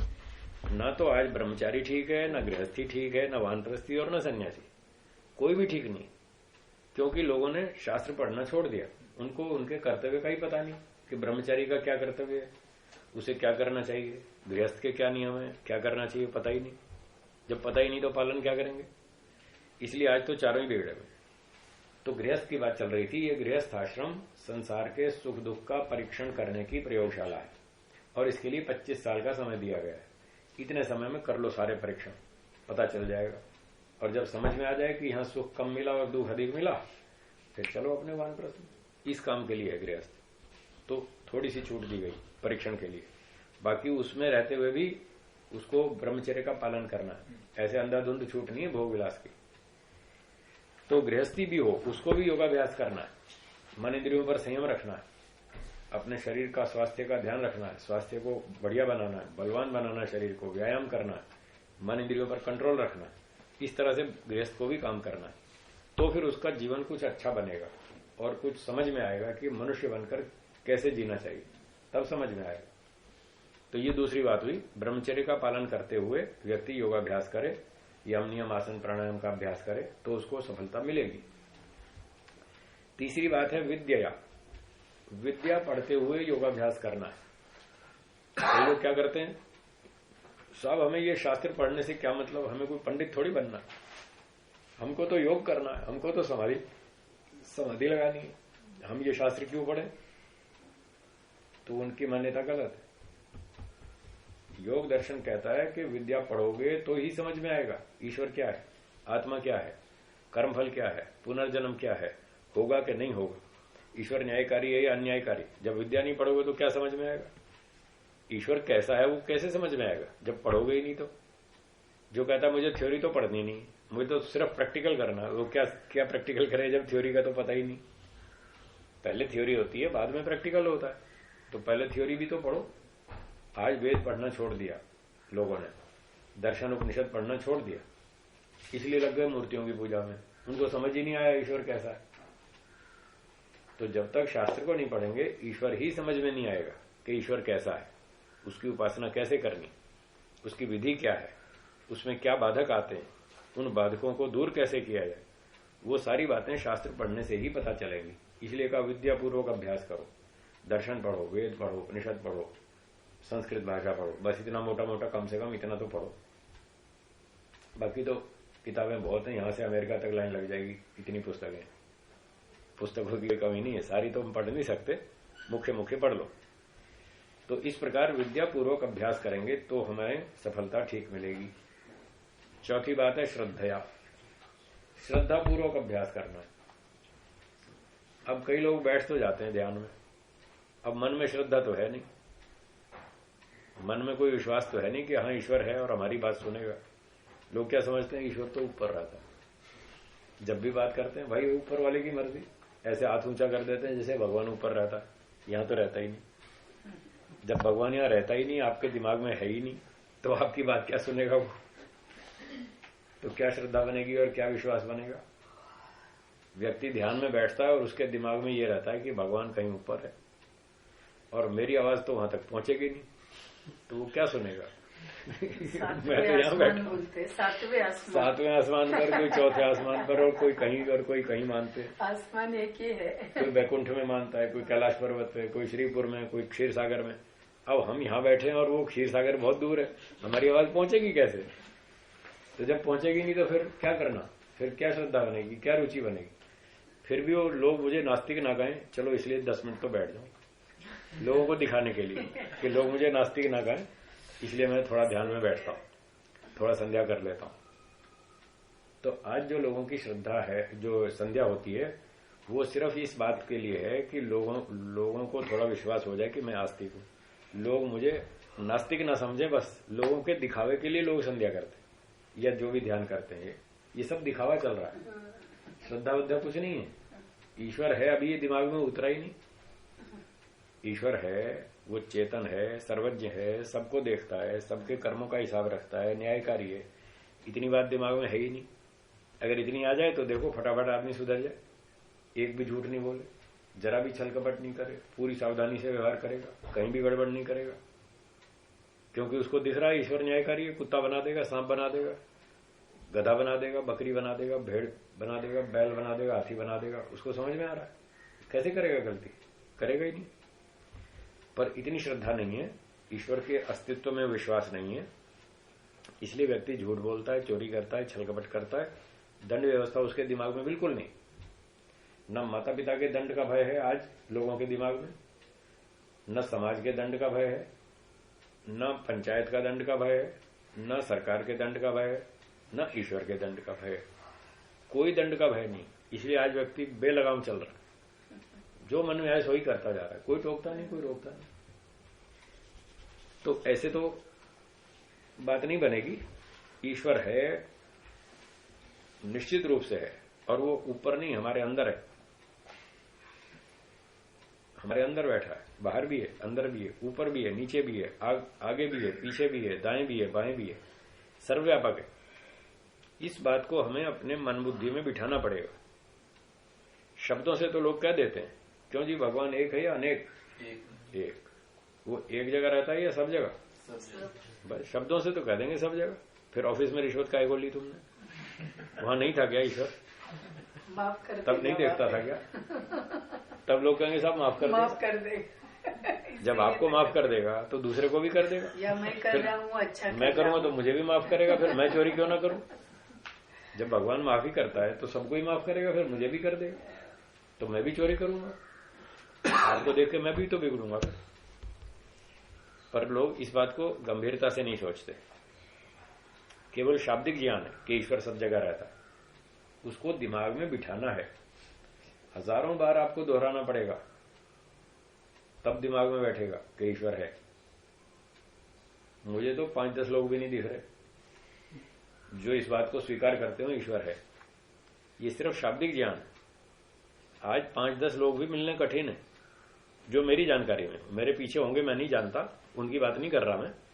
मेरे देखने में जितने लोग मेरे सामने परिचित हैं उनमें से मुझे 10 आदमी भी नहीं दिख रहे जो ये स्वीकार करते हो कि हाँ ईश्वर है। मुझे अच्छी तरह दिल में उतर गई ये बात, मेरे मन बुद्धि में बैठ गई, ईश्वर है, 24 घंटे मेरे साथ है, मेरे प्रत्येक कर्म को देखता है और वो कुत्ता बना देगा अगर मैंने गड़बड़ की तो।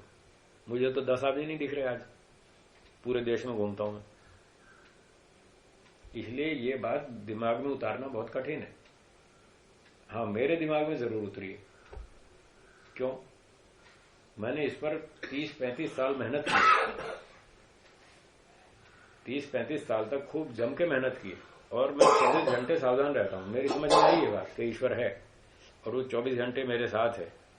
दुनिया देखे या ना देखे वो जरूर देखता है मुझको और वो छोड़ेगा नहीं। ये मुझे अच्छी तरह कूट के घुस गया मेरे दिमाग में, वो छोड़ेगा नहीं। इसलिए मैं घोटाला नहीं करता, वरना करना चाहूं तो आपसे अधिक कर सकता हूं। हाँ, मेरे पास आपसे ज्यादा बुद्धि है, ध्यान रखना। कोई ऐसे खुलेआम नहीं बोलता कि मेरे पास आपसे ज्यादा बुद्धि है, पर मैं खुलेआम बोलता हूं और ये सच बात है, प्रामाणिक बात है। जिसके पास जितनी ज्यादा बुद्धि होती है वो उतना ही घोटाला अधिक कर सकता है। घोटाला करने के लिए बुद्धि चाहिए, बिना बुद्धि के घोटाला थोड़ी होता है। और मेरे पास बुद्धि बहुत है और मैं चाहूं तो खूब कर सकता हूं, पर मैं करता नहीं हूं क्योंकि मुझे दंड दिखता है ईश्वर का। वो कुत्ता बना देगा, सांप बना देगा, बिच्छू बना देगा और पेड़ बना देगा, इसलिए मैं करता नहीं। मुझे समझ में आया, इसका नाम है श्रद्धा। तो ये जब तक श्रद्धा नहीं होगी आपके मन में, तब तक आपको अभ्यास में सफलता नहीं मिलेगी।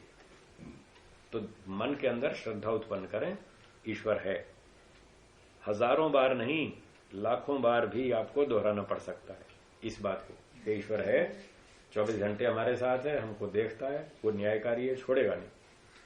मैंने लाखों बार दोहराई ये बात, सुबह से रात तक यही रटता हूं और जहां भी जाता हूं प्रचार में लोगों को ध्यान सिखाता हूं और प्रवचन देता हूं। उसमें 2 बातें सबसे मुख्य बताता हूं जो मुझे बहुत पसंद है, न्यायकारी और आनंद स्वरूप। हाँ, ये 2 गुण मुझे ईश्वर के बहुत पसंद है।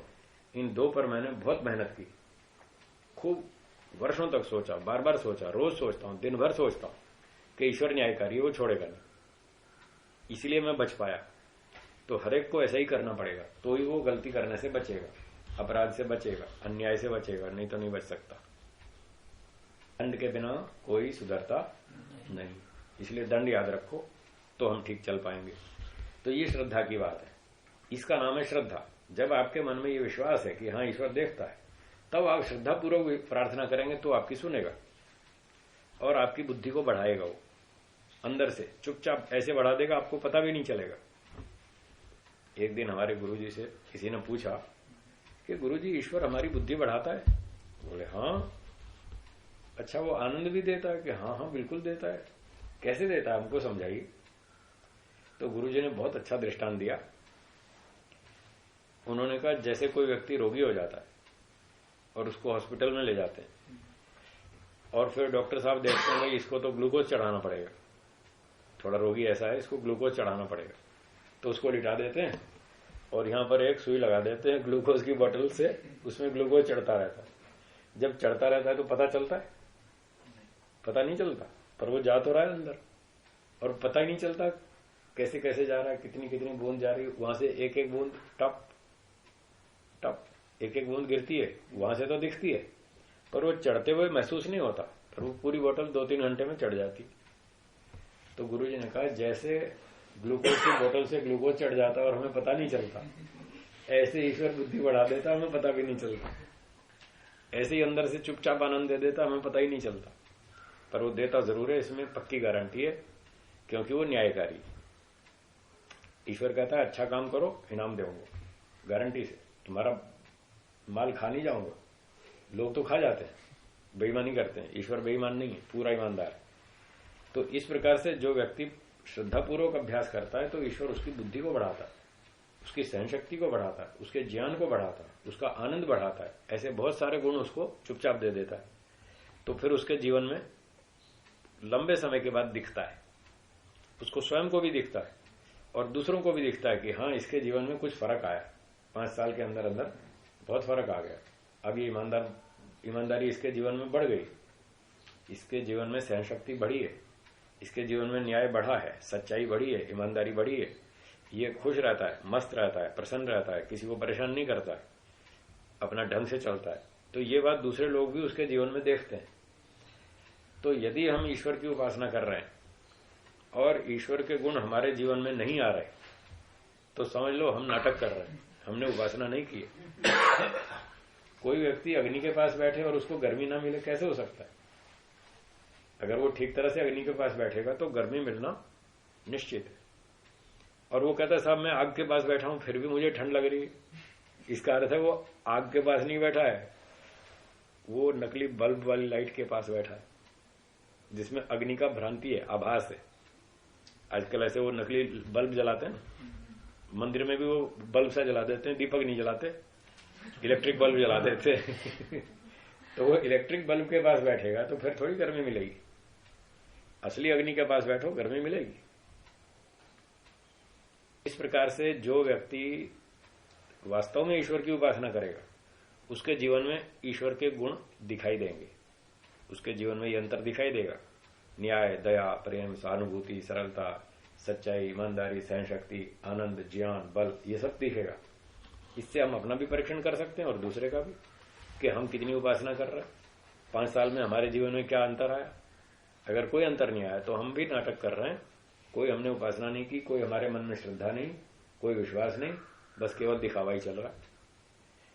और यदि हम सच्ची कर रहे हैं तो आपको अंदर दिखाई देगा, अंतर स्वयं में दिखेगा। इस प्रकार से श्रद्धा पूर्वक अभ्यास करेंगे तब वो सत्कारवान, सत्कार वाला होगा।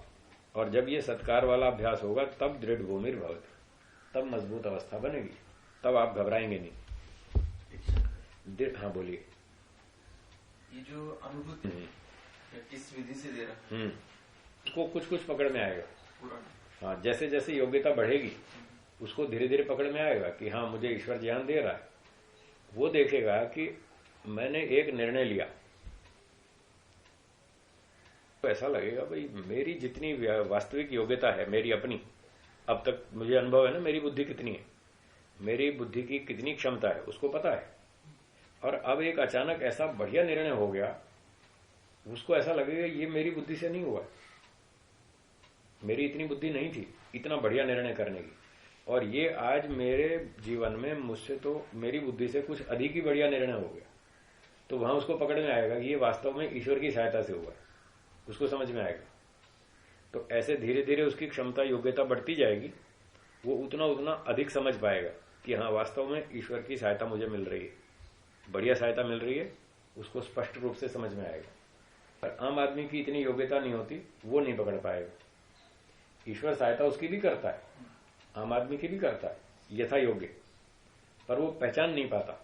और ऊंचे स्तर का व्यक्ति फिर पहचानने लगता है कि हाँ ये तो ईश्वर की सहायता से ही बढ़िया निर्णय हुआ। और जब ऐसा पहचानने लगता है तो उसकी श्रद्धा और 4 गुनी बढ़ती है कि वाह कमाल हो गया, ईश्वर इतनी बढ़िया सहायता कर रहा है, इसको तो नहीं छोड़ूंगा, बिल्कुल नहीं छोड़ूंगा। जैसे ईश्वर कहता तुमको नहीं छोड़ूंगा, तुम घोटाला करोगे तो दंड दूंगा, तो वो भी कहता है इतनी बढ़िया सहायता मिलती है फिर इसको क्यों छोड़ूं, तो मैं इसको नहीं छोड़ूंगा। इस तरह उसकी श्रद्धा विश्वास और बढ़ता जाता है और फिर वो पूरा जम के अभ्यास करता है और जम के चलता है इस तरह से। तो अब दृढ़ भूमि को खोलते हैं। दृढ़ भूमि शब्द का अर्थ क्या, आगे लिखते हैं, पढ़िए। व्युत्थान संस्कारेण द्राग इति एव अनभिभूत विषयः इत्यर्थः। तो दृढ़ भूमि का अर्थ है व्युत्थान संस्कारण, लौकिक संस्कार से, काम क्रोध लोभ ईर्ष्या द्वेष आदि जो लौकिक संस्कार हैं, इन संस्कारों से द्राक इति एव, द्राक माने जल्दी ही, अनभिभूत विषय, दबता नहीं हो, जल्दी से वो लौकिक संस्कारों से दबाव में नहीं आता, मजबूत होता। तो काम क्रोध लोभ ईर्ष्या द्वेष अभिमान आदि दोष आक्रमण करेंगे और वो घबराएगा नहीं, मजबूत चट्टान की तरह टिका हुआ है। तो जैसे मजबूत चट्टान है, उस पर हवा के झोंके आते हैं, टकराते हैं और वापिस चले जाते हैं और चट्टान का कुछ नहीं बिगड़ता। ऐसे वो मजबूत चट्टान की तरह पक्का होता है और वो बहुत से आक्रमण होते रहते हैं और वो हिलता नहीं, वहां से मजबूत होता है। ये है दृढ़ भूमि, मतलब वो घबराता नहीं और अपना काम करता जाता है, किसी की फालतू चिंता नहीं करता, कोई परवाह नहीं करता, इस तरह से। तो ऐसा अभ्यास मजबूत होता है, वो सफल होता है। ठीक है जी, आगे चलें। ये दो शब्द थोड़े हाँ बोलिए। व्युत्थान और संस्कार, इनकी प्रकृति। व्युत्थान मतलब लौकिक संस्कार। अच्छा, वो धातु प्रत्यय आ धातु होनी चाहिए, स्था धातु से स्थान बनेगा, फिर इसमें उत उपसर्ग जोड़ेंगे, उपपद, उत स्थान, उत्थान हो जाएगा। उत्थान माने ऊपर उठना और विपरीत हो जाएगा, नीचे गिरना। व्युत्थान नीचे गिरने वाला। तो काम क्रोध लोभ वाले जो संस्कार हैं, नीचे गिराने वाले संस्कार, इनका नाम हुआ व्युत्थान। ठीक, संस्कार वही आदत। हमने चोरी की तो चोरी करने की जो क्रिया की उसका हमारे मन पे प्रभाव पड़ेगा कि चोरी करने से फायदा हुआ, 2000 रुपया मिल गया। चोरी करना तो बढ़िया काम है, बिना ही मेहनत किए फटाफट 2000 मिल जाते।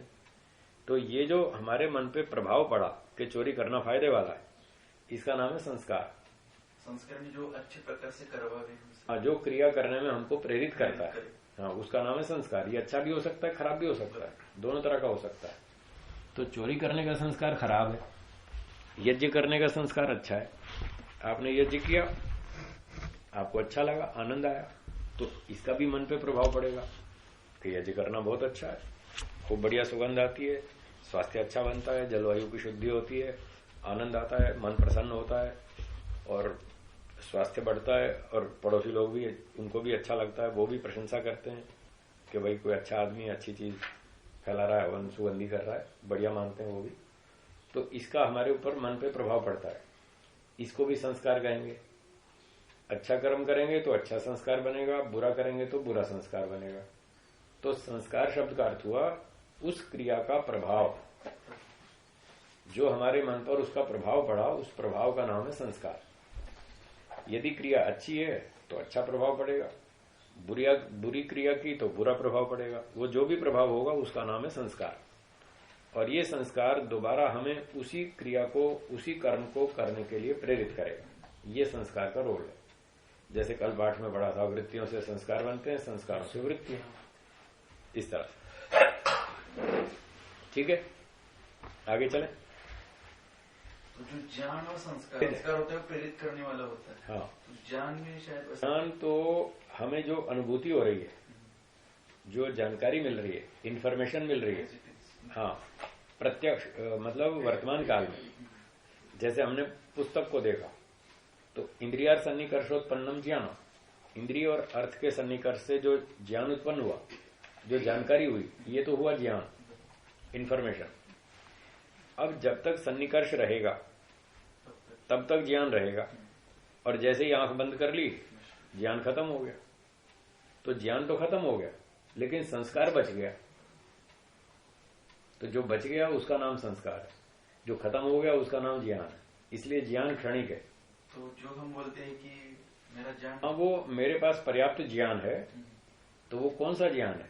वो स्मृति रूप ज्ञान है जो हमारे स्टॉक में है, उसी में से हम विचार उठाते रहते हैं, निर्णय लेते रहते हैं। तो वो जो ज्ञान है वास्तव में वो प्रत्यक्ष ज्ञान नहीं है। प्रत्यक्ष तो केवल वर्तमान काल में होता है, जब इंद्रिय सन्निकर्ष होगा, बस उसी समय तक है प्रत्यक्ष। और इंद्रिय सन्निकर्ष बंद होने पर प्रत्यक्ष खत्म, वो ज्ञान खत्म। ज्ञान कई प्रकार का है, उसमें से एक है प्रत्यक्ष ज्ञान, दूसरा अनुमान, तीसरा औपमानिक, उपमान प्रमाण से, चौथा शाब्दिक ज्ञान, शब्द प्रमाण से, पांचवा इतिहास का, आदि आदि। वो सारे 8 प्रमाण है। तो हम 8 को संक्षेप में 4 ही मान लेते हैं, 8 को छोड़ देते हैं। तो 4 प्रमाण तो ये हो गए, इनका ज्ञान हो गया। फिर उसके बाद कुछ सांकेतिक ज्ञान होता है। जैसे आप चौराहे पर जाएंगे तो लाल बत्ती है, तो लाल बत्ती का संकेत आपको बताया गया कि जब लाल बत्ती हो तो रुकना है, ये सांकेतिक ज्ञान। और जितने भी ट्रैफिक सिग्नल्स होते हैं जो ड्राइविंग लाइसेंस देते समय सिखाए जाते हैं, ऐसे चलो, ऐसे चलो, एक बच्चा है, उसके बैग, गले में बैग है और वो दौड़ रहा है, तो ये सारा सांकेतिक ज्ञान कि आगे स्कूल है, फिर ऐसे ऐसे ऐसे चित्र बना है तो आगे स्पीड ब्रेकर है, ये सारा सांकेतिक ज्ञान। एक ये भी ज्ञान है। फिर एक स्मृति से पैदा होता है, उसको स्मार्त ज्ञान कहते हैं, स्मृति से उत्पन्न हुआ हुआ ज्ञान। तो ऐसे कई प्रकार का ज्ञान। तो प्रत्यक्ष वाला तो उसी समय होता है जब तक इंद्रियार सन्निकर्ष है, फिर वो खत्म हो जाएगा। अब वो जब खत्म हो गया तो वो चित्त में जमा हो गया, वो जो जमा हो गया वो संस्कार के रूप में रहेगा। तो जब हम कहते हैं कि मेरे पास इतना ज्ञान है, तो उसको हम संस्कार रूप बोल सकते हैं कि वो संस्कार के रूप में जमा है। जब हम उस संस्कार को उठाएंगे तो वो उद्बुद्ध हो जाएगा और हमारा ज्ञान स्मृति के आधार पर फिर से जागृत हो जाएगा, हम फिर उससे आगे काम ले सकते हैं। तो बचपन से हमको पढ़ाया जाता है A for apple, B for ball, C for cat, D for doll, 1 2 3 4 1 2 3 4 सारा सिखाया। वो सारा हमने स्टॉक में जमा कर लिया, वो हमारे संस्कार है। इन संस्कारों को यदि हम दोहराते रहेंगे तो वो संस्कार बलवान बने रहेंगे और हमको हमेशा याद रहेगा, वो चीज हमेशा याद रहेगी। अगर दोहराना छोड़ देंगे तो नए संस्कार नहीं बनेंगे।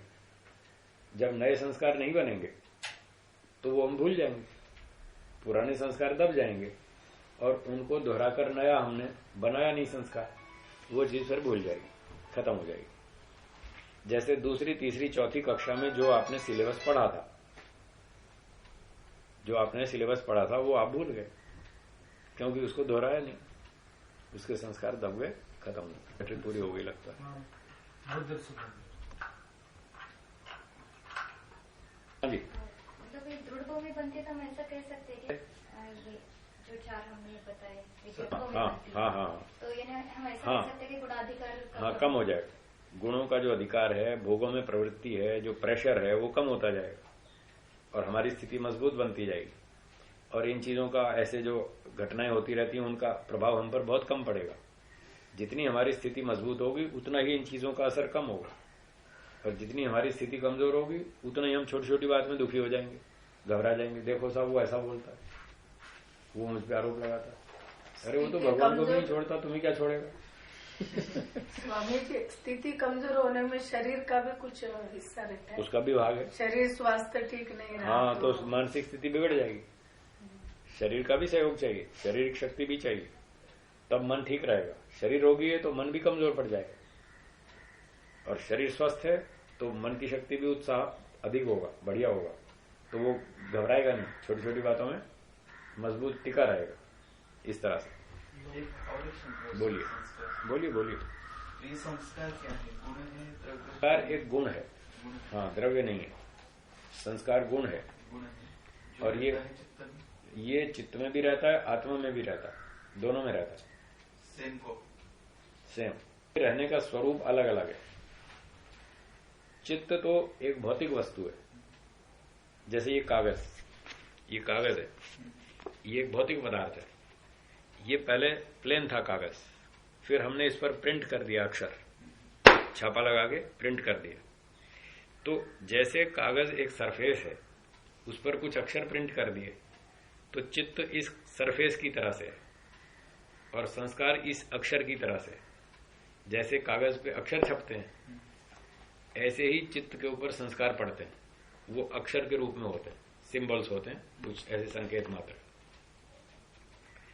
आत्मा जो है वो कोई सरफेस नहीं है, वो कोई भौतिक पदार्थ तो है नहीं, प्लेट तो है नहीं, फिर उसमें कैसे अक्षर छपेंगे, सरफेस तो है ही नहीं। तो उसमें अक्षर रूप संस्कार नहीं होते, उसमें ज्ञान रूप संस्कार होते हैं, क्योंकि आत्मा चेतन है।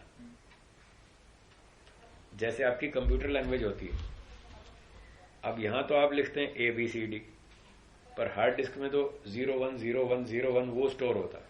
01 पे नहीं, वो और भी कुछ नॉर्थ साउथ ऐसा कुछ कोड लैंग्वेज बदल जाती है। तो जैसे वो कोड लैंग्वेज बदल जाती है, ऐसे ही जो हम ज्ञान प्राप्त करते हैं उसकी आत्मा के अंदर कोड लैंग्वेज बदल जाती है, उसका नाम है संस्कार, और वो ज्ञान के रूप में होता है। फिर जब हम उस फाइल को खोलते हैं तो मॉनिटर पे जब वो डिस्प्ले होता है तो फिर ABCD होता है, ऐसे वापस उसी रूप में आ जाता है। तो जब हम बाहर से कोई ज्ञान प्राप्त करते हैं तो वो ज्ञान के रूप में होता है। आत्मा में जाएगा तो वो कोड लैंग्वेज में बदल जाएगा और उसका स्वरूप बदल जाएगा, और जब वो वापस बाहर आएगा तो फिर वैसा ही हो जाएगा जैसा स्क्रीन पर अक्षर ABCD। तो इस तरह से उसके अंदर जमा रहते हैं, वो अक्षर ऐसे स्क्रिप्ट के रूप में नहीं होते। तो द्रव्य कौन सा होता है? आत्मा, द्रव्य आत्मा है और मन है। मन पे जो संस्कार पड़ेंगे वहां मन द्रव्य होगा, और वो जो छाप लगी वो संस्कार गुण होगा। आत्मा के पर जो संस्कार पड़ेंगे आत्मा द्रव्य होगा, और जो उस पर ज्ञान रूप संस्कार पड़ी, छाप पड़ी, वो संस्कार गुण होगा। तो वैशेषिक में 24 गुण बतलाए, उन 24 में एक संस्कार भी है, तो ये गुण के अंतर्गत है, द्रव्य नहीं। द्रव्य तो ईश्वर है, आत्मा है, और ये मटेरियल प्रकृति, द्रव्य तो इतने। तो जो संस्कार नष्ट होते हैं अभाव, हाँ वो मिट जाते हैं वहां से। जैसे कागज पर हमने अक्षर लिख दिए, ठीक है, फिर हमने ब्लेड लेके इसको रगड़ दिया, वो अक्षर मिट गया। सरफेस तो है, अक्षर मिट गया। कोई उस पर कलर पेंट कर दिया तो नीचे वाला अक्षर गायब हो गया, अब नहीं दिखेगा। उसके ऊपर और मार दिया, कुछ और पेंट कर दिया, कुछ और स्याही लगा दी, तो नीचे वाला दब जाएगा, ऊपर वाली स्याही तो दिखेगी, नीचे वाला दब जाएगा। तो ऐसे ही हमारे मन में जितने संस्कार पड़े हुए हैं, उन संस्कारों के ऊपर और नए संस्कार छपते जाते हैं। रोज नई क्रियाएं होती हैं, नया ज्ञान आता है, उसके नए संस्कार एक के ऊपर एक वो लेयर लगती जाती है, तो नीचे वाले दबते जाते हैं और ऊपर ऊपर वाले वो दिखते रहते हैं। यदि हम नीचे दबे हुओं को भी फिर जगाएंगे, रिवाइज करेंगे, तो वो फिर ऊपर आ जाएंगे। तो रिवाइज करते रहेंगे तो ऊपर आते रहेंगे, वो हमको याद रहेंगे। और दबते गए रिवीजन नहीं किया तो दबते दबते दबते इतने दब जाएंगे, फिर आप पूरा जोर लगा लो तब भी नहीं जगेंगे, वो मर ही जाएंगे, खत्म हो जाएंगे। जैसे तीसरी क्लास का सिलेबस, वो मर गया, आप रिवीजन नहीं किया इसलिए खत्म हो गया। तो ये है संस्कारों की स्थिति। आत्मा द्रव्य है और संस्कार उसका गुण, मन द्रव्य है, संस्कार उसका गुण। मेरी एक मान्यता है स्वयं की जी, कि जो ये संस्कार होते हैं, प्राकृतिक पदार्थ ले लो, उनके जो गुण होते हैं रस रहते हैं, क्या यही स्थिति संस्कारों के लिए है जो कभी नष्ट नहीं होते, पर वो निष्क्रिय हो जाएंगे, काम नहीं करेंगे। आप जो काम नहीं कर रहे, आप उसको नष्ट कह दो या निष्क्रिय कह दो, बात तो एक ही है, शब्दों का फर्क है केवल। यानी उपभोक्ता के लिए वो एक जगह उनकी वास्तविक स्थिति डीएक्टिवेटेड है। वो उपभोक्ता के लिए तो डीएक्टिवेटेड है, वो एक्टिवेट नहीं होंगे। अब वास्तविक स्थिति हम मान लेते हैं वो पड़े रहेंगे, हाँ पड़े रहेंगे, कोई दिक्कत नहीं, पर हमारे काम में तो आ ही नहीं रहे, इसलिए हमारे लिए तो नष्ट ही है। तो नष्ट नहीं होंगे। हाँ, नष्ट तो कुछ नहीं होता ना, नष्ट कुछ होता ही नहीं संसार में। नियम है, कोई जो चीज है वो नष्ट हो नहीं सकती, रूपांतरित हो सकती है, ट्रांसफॉर्म हो सकती है। वो ट्रांसफॉर्म हो गया, बस उसी का नाम नष्ट है। नष्ट अदर्शन धातु है संस्कृत में, नष्ट अदर्शन है, वो अदर्शन हो जाता है, बाकी वो लॉस्ट नहीं होता, खो जाए, एब्सेंट हो जाए, ऐसा तो असंभव, ऐसा नहीं होता। समाधि में भी खत्म नहीं होगा। समाधि में वो दब जाएगा, पहले तो दबेगा, बाद में वो जल जाएगा, तो जलने पर भी उसका रूपांतर हो जाएगा। अब जो रूपांतरित हो गया, जिसको हम नष्ट होना कह रहे हैं या दग्ध बीज कह रहे हैं, अब वो हमारे लिए नुकसान नहीं कर सकता। जैसे चने को हम भून दें अग्नि में, तो भूनने के बाद भी तो कोई रूप तो है ना उसका, जीरो तो नहीं हो गया, पर वो अब भूनने के बाद ऐसा हो गया कि अब अंकुर पैदा नहीं कर सकता। जब तक भुना नहीं था तब तक अंकुर पैदा कर सकता था, खेत में डालेंगे तो उग जाएगा, पर भुना हुआ चना खेत में डालो वो नहीं उगेगा। तो जो भुना हुआ चना है वो नष्ट हो गया, दग्ध बीज हो गया, इसी को हम नाश कह रहे हैं। अब वो अंकुर नहीं पैदा कर सकता। ऐसे ही योगी व्यक्ति काम, क्रोध, लोभ, अविद्या, राग, द्वेष आदि इन संस्कारों को भुने हुए बीज की तरह से भून डालेगा योग की अग्नि में।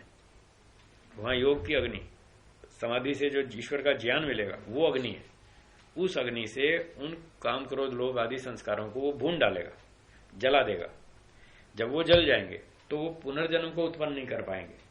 ये है उसका अंकुर, पुनर्जन्म को पैदा करना, ये अंकुर था। अब जो बीज जल गया तो वो जैसे नया अंकुर पैदा नहीं कर सकता, तो जो अविद्या जल गई अब वो पुनर्जन्म को पैदा नहीं कर पाएगी और हमारा मोक्ष हो जाएगा। तो ऐसी रहेगी वो हमेशा पड़ी रहेगी, और फिर वो पड़ी कहां जाएगी?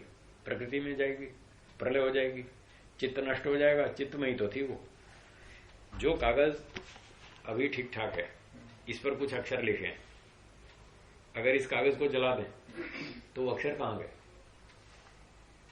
वो भी साथ साथ खत्म हो गए, करप्ट हो गए, बस करप्ट हो जाएंगे। कागज बचेगा और कागज का भी रूप बदल जाएगा और वो बचा खुचा राख जो बनेगी वो मिट्टी में मिल जाएगी, तो कागज भी गया और अक्षर भी गए, सब गया। अब हमारे लिए वो नुकसानकारक नहीं है, फिर वो जिस भी रूप में रहता हो रहे, हमें उससे कोई समस्या नहीं है। सिद्धांत के तौर पर वस्तु का विनाश नहीं होता, रूपांतर होता है, हो जाएगा। मोक्ष के बाद जब ये आत्मा जन्म लेती जी, तो वो ये पिछले संस्कार कुछ नहीं होता? कुछ नहीं, जीरो। अच्छा, फिर जीरो से नए सिरे से बनते हैं। मोक्ष से लौटकर पहला जन्म हुआ तो जैसे ही वो शरीर के बंधन में आएगा, शरीर मिलेगा, सत्वरजतम के संस्कार बनने शुरू हो जाएंगे। फिर माता उसका भोजन खाएगी पिएगी, गर्भावस्था में माता भोजन खाएगी पिएगी, सोचेगी, चिंतन विचार करेगी, उस पर संस्कार पड़ने शुरू हो जाएंगे, तो माता से नए संस्कार मिल जाएंगे। फिर बच्चे का जन्म होगा, स्वयं खाना पीना खेलना कूदना शुरू करेगा, बहुत सारे संस्कार बन जाएंगे। 2-2.5 साल की उम्र में आते आते तो ढेरों संस्कार हो जाएंगे, फिर वहां से अपना काम शुरू कर देगा।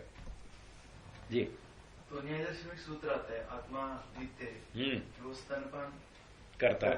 हाँ, क्योंकि उसके संस्कार रहते हैं। हाँ, तो अभी जब मोक्ष से पहली बार आया हो, हाँ, तो उसके पास पिछले संस्कार तो है नहीं, तो उसको ईश्वर सिखा देगा। उनकी ईश्वर सिखा देगा। ईश्वर ज्ञान नहीं देता है क्या? ये भेड़ बकरी गधे जो है बच्चे जन्म से ही खाते पीते हैं। पर वहाँ पे ये जो दृष्टांत दिया था उन्होंने, हाँ, तो वो सामान्य नियम है। हाँ। ये अपवाद है, मुक्ति से लौटना तो अपवाद है, और हर व्यक्ति बार बार जन्म ले रहा है, ये तो रोज का काम है। तो वहां ये आत्मा की नित्यता को सिद्ध करने के लिए ये दृष्टांत दिया कि जैसे बच्चा पैदा होते ही खाना पीना शुरू कर देता है, तो क्यों करता है? उसको पूर्व जन्म की स्मृति आती है कि पिछले जन्म में जब मुझे भूख लगती थी तो मैं क्या करता था, मैं तो खाता पीता था, तो अब भी भूख लग रही है, अब क्या करूं? खाओ पियो। तो वो पिछली स्मृति के आधार पर खाना पीना शुरू कर देता है। इससे सिद्ध होता है कि इस शरीर में आने से पहले भी आत्मा था और उस शरीर में भी वो खाता पीता था, भूख लगती थी तब, तो अब भूख लग रही है तो अब भी खाना पीना शुरू कर दिया। इससे आत्मा की नित्यता को सिद्ध किया। ये सामान्य चलती हुई पुनर्जन्म की प्रक्रिया में नित्यता सिद्ध हुई। अब ये एक अपवाद रूप प्रश्न है कि जब वो मुक्ति से लौट के आ रहा है तब तो इसका तुरंत पूर्व जन्म था नहीं, अब किस आधार पर ये खाएगा पिएगा? तो ये एक अपवाद है। तो इसका उत्तर है कि तब ईश्वर उसको सिखाएगा। अच्छा, गधे का बच्चा, कुत्ते का बच्चा जन्म से उसको पता है क्या खाना और क्या नहीं खाना। कोई स्कूल में तो ट्रेनिंग देते नहीं।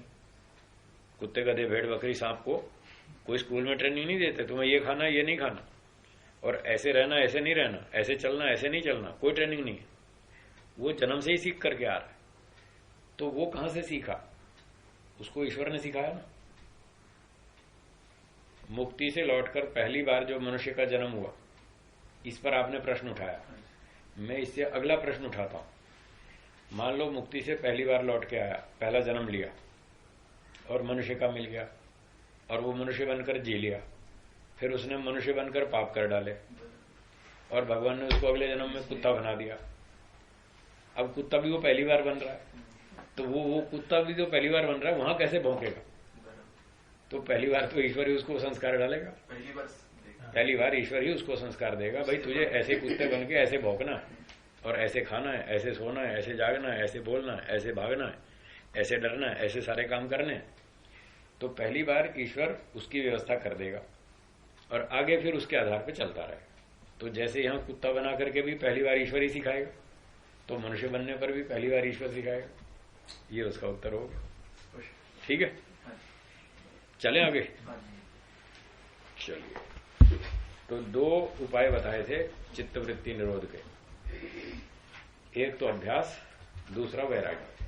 अभ्यास की बात पूरी हुई, अब वैराग्य की बात चलती है। सूत्र 15 बोलिए। दृष्ट आनुश्रविक विषय वितृष्णस्य वशीकार संज्ञा वैराग्यम। यह है वैराग्य, दूसरा उपाय, जो असली उपाय है, ठोस सॉलिड। इससे वृत्तियों को रोका जाता है। पहले दृष्टांत सुनाता हूं, फिर आपको थोड़ा अच्छा जल्दी समझ में आएगा।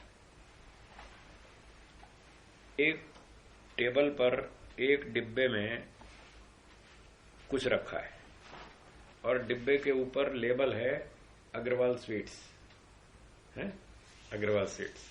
तो डिब्बे का लेबल आपने पढ़ लिया, तो उस लेबल से आपको क्या पता चला इस डिब्बे में क्या है? मिठाई।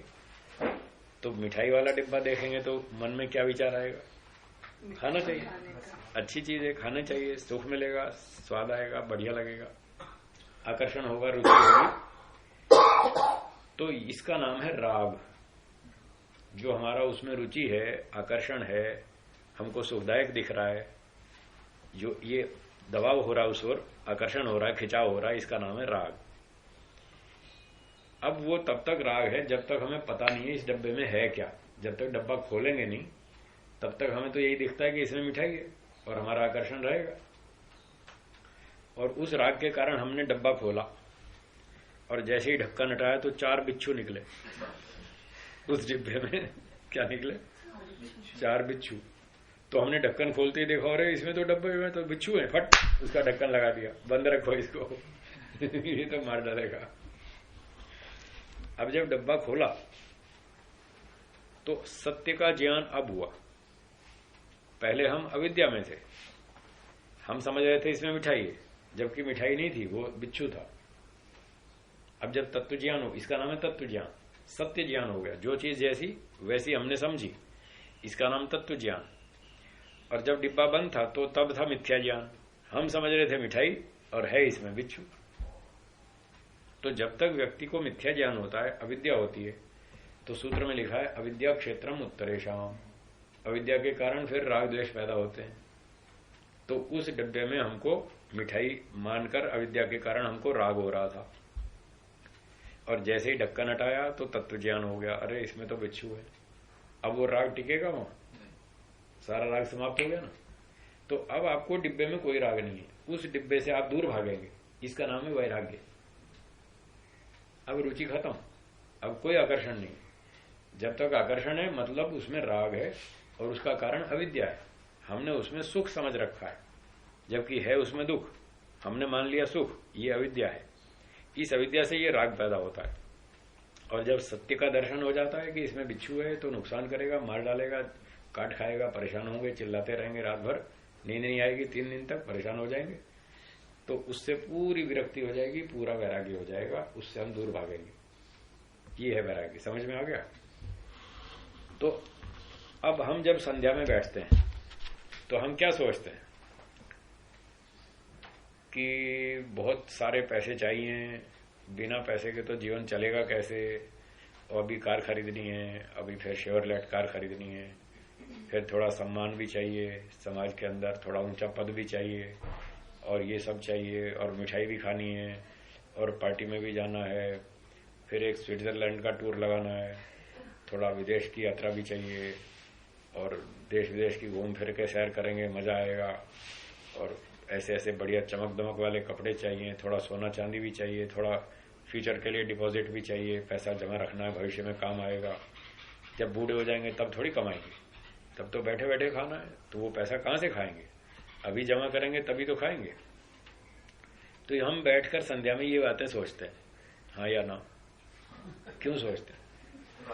इनमें राग, खाने में राग है, घूमने में राग है, सैर सपाटे में राग है, क्योंकि हमको वहां सुख दिख रहा है कि इन चीजों में हमको सुख मिलता है, ऐसा मानकर हमको इन चीजों में राग है। और जब हमको इन चीजों में दुख दिखने लगेगा तब वैराग्य हो जाएगा, फिर इच्छा नहीं होगी जाने की। जैसे वो दुख दिखने लगा, डब्बे का ढक्कन हटाते ही दुख दिखने लगा, ऐसे ही खाने में, पीने में, घूमने में, सोना चांदी, संपत्ति, मान सम्मान, देश विदेश यात्रा, इन सब चीजों में जब आपको दुख दिखेगा तो सारा राग खत्म हो जाएगा, सारा आकर्षण समाप्त हो जाएगा। इसका नाम है वैराग्य। तो अब हमको इसलिए याद आती हैं ये बातें क्योंकि राग है। और जब वैराग्य हो जाएगा, अच्छा वो आपको पता चल गया इस डब्बे में बिच्छू है 4, तो अब आप संध्या में बैठेंगे तो आपको इच्छा होगी कि अभी संध्या पूरी करके डब्बा खोलूंगा है? नहीं होगी ना, आपको विचार भी नहीं आएगा। और अगर उसमें मिठाई रखी है और आपने देख भी ली मिठाई है, फिर तो 4 बार विचार आएगा संध्या में कि संध्या पूरी करते ही मिठाई खाएंगे, फिर तो विचार आएगा। तो जब वैराग्य हो जाएगा फिर विचार भी नहीं आएगा, बस वो विचार रुक गया। यही तो वैराग्य करता है, विचार को रोक देता है। अरे इसमें दुख है भाई, क्यों सोचते हो, छोड़ो इसको, यहाँ तो बिच्छू है, मिठाई मिठाई कुछ नहीं। तो ऐसे ही संसार की जिन जिन चीजों में हमको आज आसक्ति है, राग है, अट्रैक्शन है, आकर्षण है, वो इसी कारण से है कि हमको वहां सुख दिख रहा।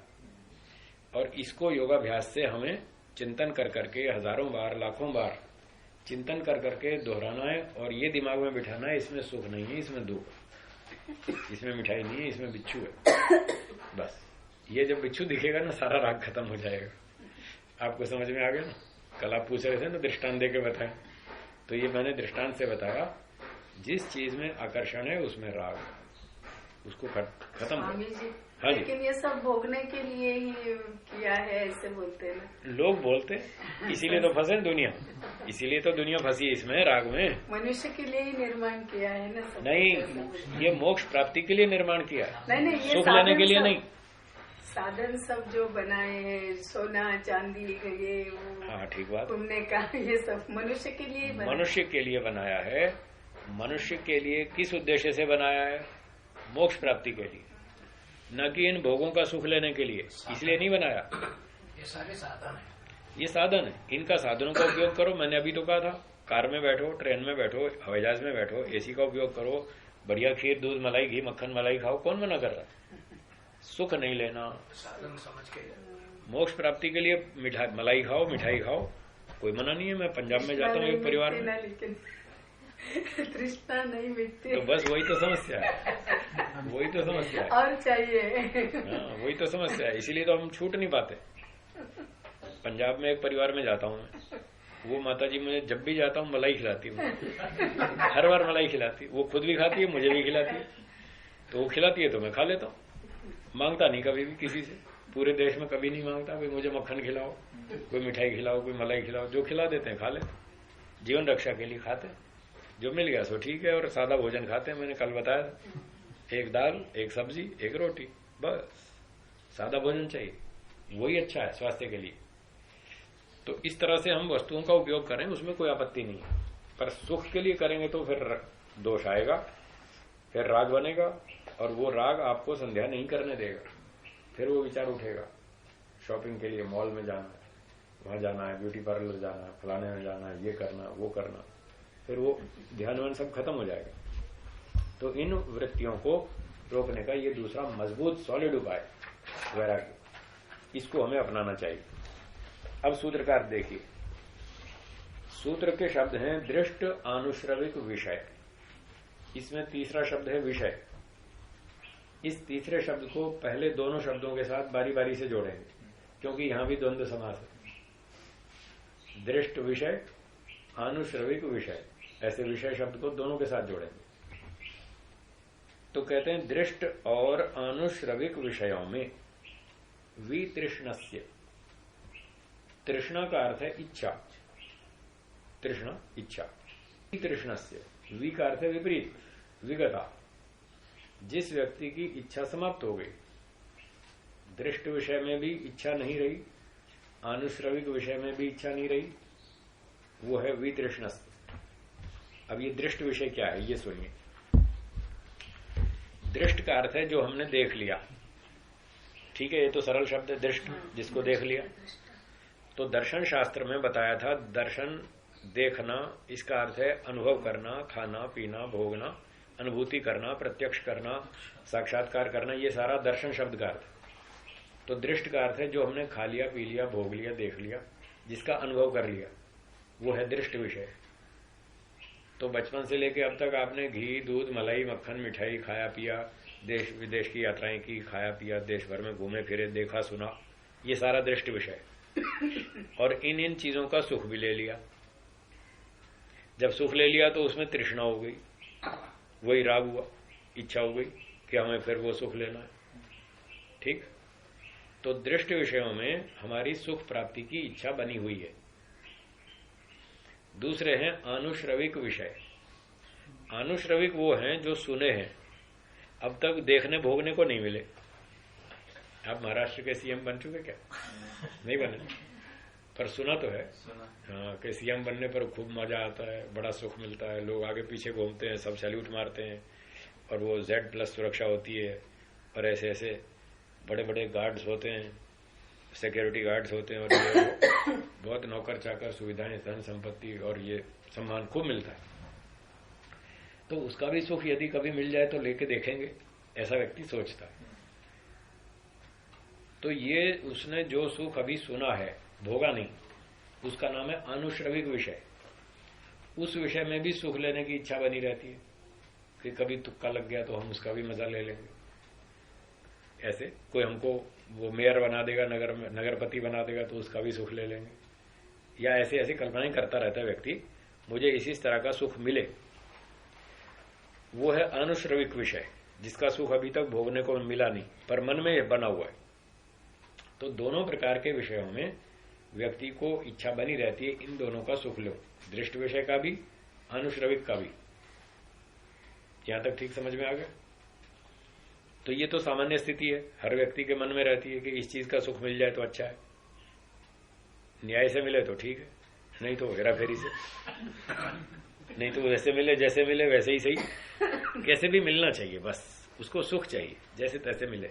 इसलिए लोग झूठ बोलते हैं, चोरी करते हैं, रिश्वत लेते हैं, छलकपट करते हैं, धोखा करते हैं, सब बेईमानी करते हैं, मौका लगते ही हेरा फेरी करते हैं। वो तो अवसर की ताक में बैठे, तो जैसे ही अवसर मिला फट बगुले की तरह मच्छी मारो, ऐसे। तो ये जो भोगों में रुचि बनी हुई है, इसका नाम है राग। अब है वितृष्णा, इस राग का हट जाना, इच्छा नहीं रही, मक्खन मलाई का सुख लेने की इच्छा नहीं है, मिल जाता है, शरीर रक्षा के लिए खा लेते हैं, खाना पड़ता है दवाई समझकर। कार में जैसे पेट्रोल डालते हैं तो खुशी होती है नहीं होती, मजबूरी, उसके बिना कार चलेगी नहीं। तो मजबूरी में जैसे पेट्रोल डालते हैं, ऐसे शरीर में भी पेट्रोल डालना पड़ता है, इसके बिना चलेगा नहीं। तो कुछ मजबूरी मान के कुछ खा लो भाई, नहीं तो चलेगा ही नहीं। तो जो ऐसे पेट्रोल मान के खाता है भोजन को, वो है वितृष्णस्य। उसकी पहचान ये है कि वो फरमाइश नहीं करता कि साहब आज तो पराठा चाहिए आलू का, आज उस पर मक्खन चाहिए, फिर आज जलेबी चाहिए, फिर आज पनीर का पराठा चाहिए, फिर आज ये फलानी आइटम चाहिए। वो फरमाइश नहीं करता। तो मतलब ठीक है, वो जीने के लिए खाता है, जो मिल गया सो खा लिया, नहीं मिला तो ना सही, कुछ तो मिलेगा, दाल रोटी तो मिलेगी, बस वो मिलेगा तो वो भी ठीक है, जीने के लिए तो इतना ही बहुत है। और अच्छा मिल गया तो अच्छा खा लेंगे, और जैसा मिलेगा वैसा खा लेंगे। तो इस तरह से वो व्यक्ति सुख लेने की इच्छा नहीं रखता। तो जिसकी ऐसी स्थिति हो कि सुख लेने की इच्छा नहीं है, बस जीवन रक्षा के लिए प्रयोग करना है, और वशीकार संज्ञा, मन पर वश में कर लेने की अनुभूति है। संज्ञा माने अनुभूति, और वशीकार का अर्थ है वश में कर लेना। मन को उसने वश में कर लिया है पूरा पूरा 100%, ऐसा उसकी अनुभूति है। मेरा मन मेरे वश में है, कहीं नहीं भागेगा, मेरी इच्छा के बिना मुझे कहीं नहीं घसीट के ले जाएगा। पर ऐसी अनुभूति आज कहां है लोगों को? आज तो लोगों की अनुभूति है दिल है कि मानता नहीं। आज तो ऐसी अनुभूति है ना, हम कभी ट्रेन में बैठ के, टैक्सी में बैठ के, तो लोग गीत बजाते हैं दिल है कि मानता नहीं, फिर हमको हंसी आती है, कैसे पागल लोग हैं, कैसा गीत बनाते हैं दिल है कि मानता नहीं। ये क्यों नहीं बनाते कार है कि मानती नहीं है? कार मानती है, दाएं मोड़ो तो दाएं मुड़ती है, बाएं मोड़ो तो बाएं मुड़ती है, कार तो आपकी बात मानती है। तो दिल क्यों नहीं मानता? कार जड़ है या चेतन? और दिल जड़ है या चेतन? जब दोनों जड़ हैं तो दिल क्यों नहीं मानता? कार तो मान रही है, फिर दिल क्यों नहीं मान रहा? इसका मतलब खराबी यहां है, हमारी खोपड़ी में खराबी है, हम उसको दिल को चेतन माने बैठे, गड़बड़ यहां है। यदि कार जड़ है और बाइक जड़ है, वो हमारी बात मानती है, तो दिल भी जड़ है, मन भी जड़ है, वो हमारी बात मानेगा। फिर भी व्यक्ति का नियंत्रण नहीं है, वशीकार अनुभूति नहीं है, उसका मन उसके वश में नहीं है। क्यों नहीं है? उसको भोगों में राग है। राग क्यों है? क्योंकि अविद्या है।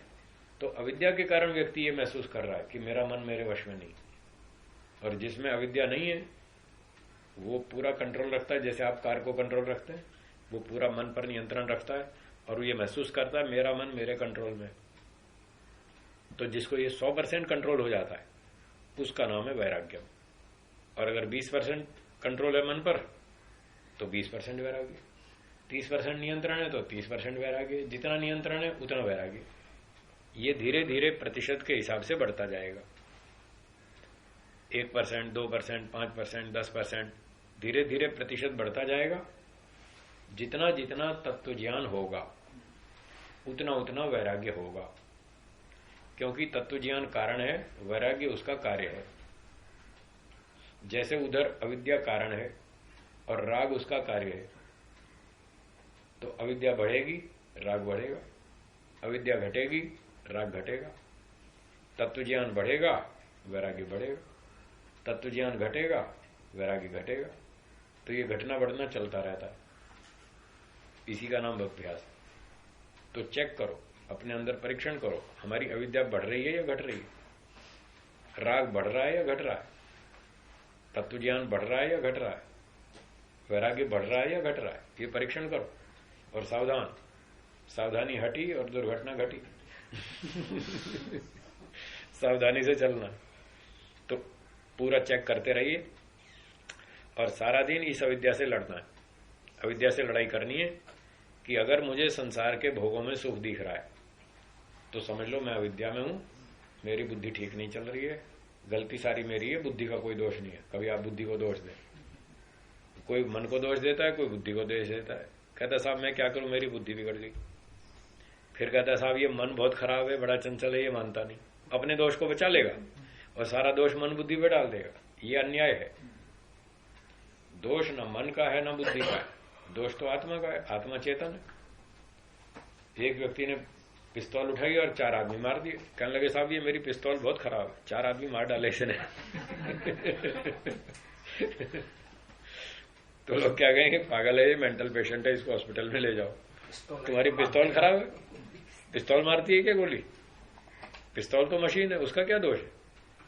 आप उसके ऑपरेटर हैं, सारी जिम्मेदारी आपकी है। पिस्तौल से आप देश की रक्षा करो, चाहे देश को लूट लो, पिस्तौल का क्या दोष है? तो मन भी पिस्तौल की तरह एक मशीन है। आप मन से अच्छा सोचो या बुरा सोचो, उसका क्या दोष है? मन को मोक्ष के रास्ते पर चलाओ या भोग के रास्ते पर चलाओ, उसका क्या दोष है? मन तो मशीन है, जैसे चलाओ वैसे चलती है, वो जड़ है।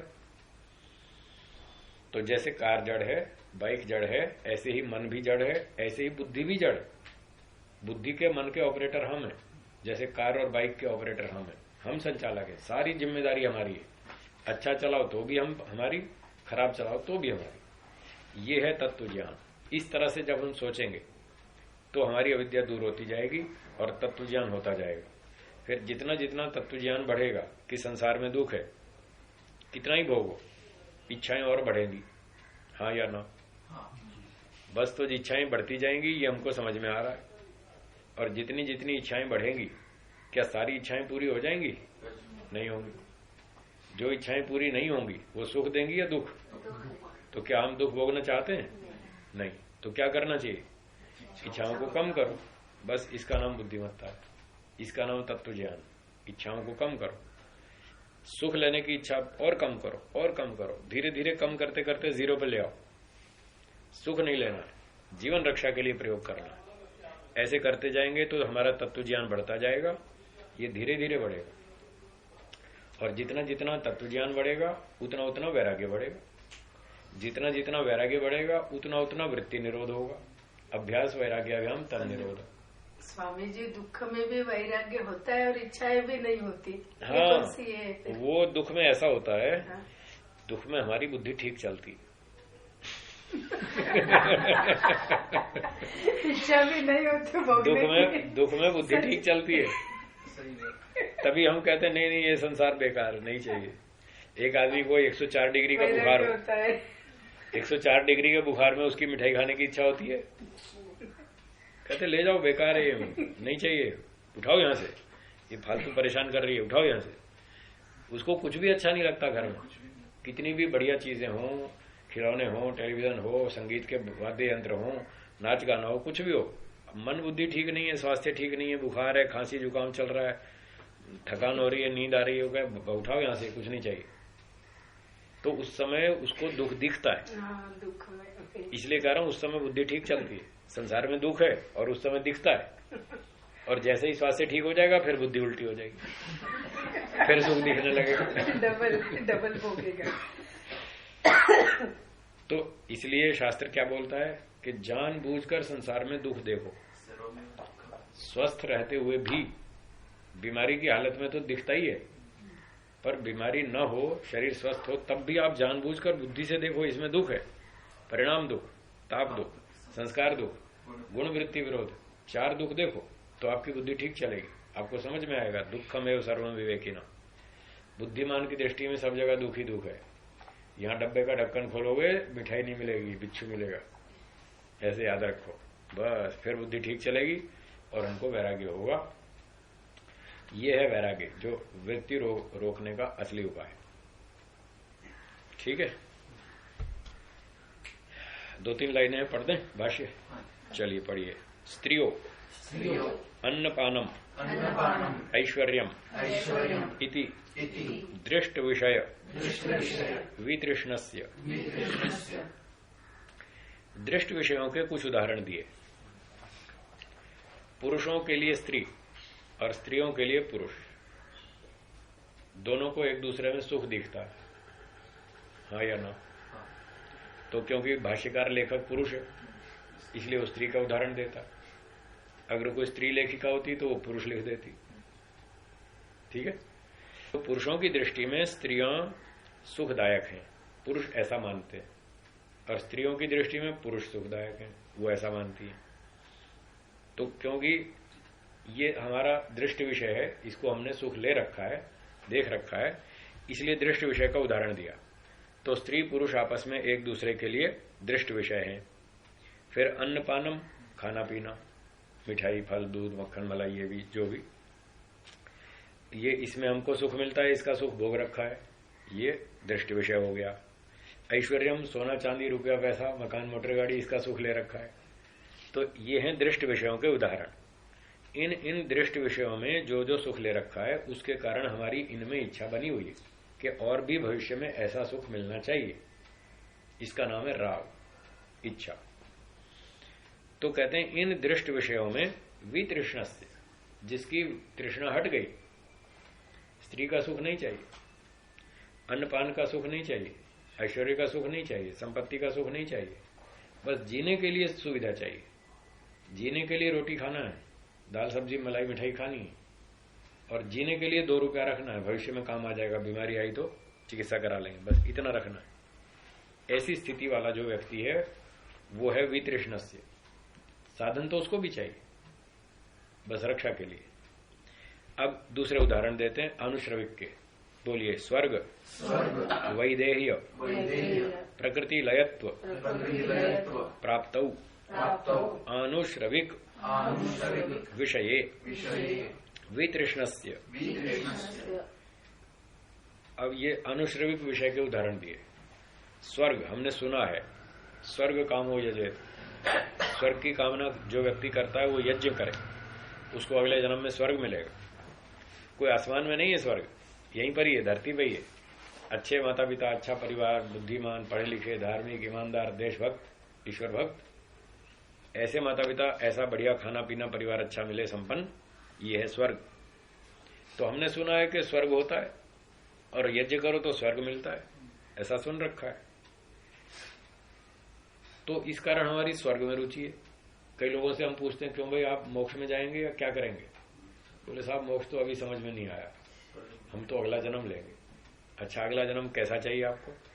बढ़िया घर चाहिए, बढ़िया माता पिता, बढ़िया संपत्ति वाले सेठ लोग, ऐसे घर में चाहिए, ऐसे गरीब मजदूर के यहाँ नहीं चाहिए। तो उनकी स्वर्ग में सुख में इच्छा है कि अभी और जन्म लेंगे और खाएंगे पिएंगे, डांस करेंगे, पार्टियों में जाएंगे, पैसे कमाएंगे, मजा करेंगे।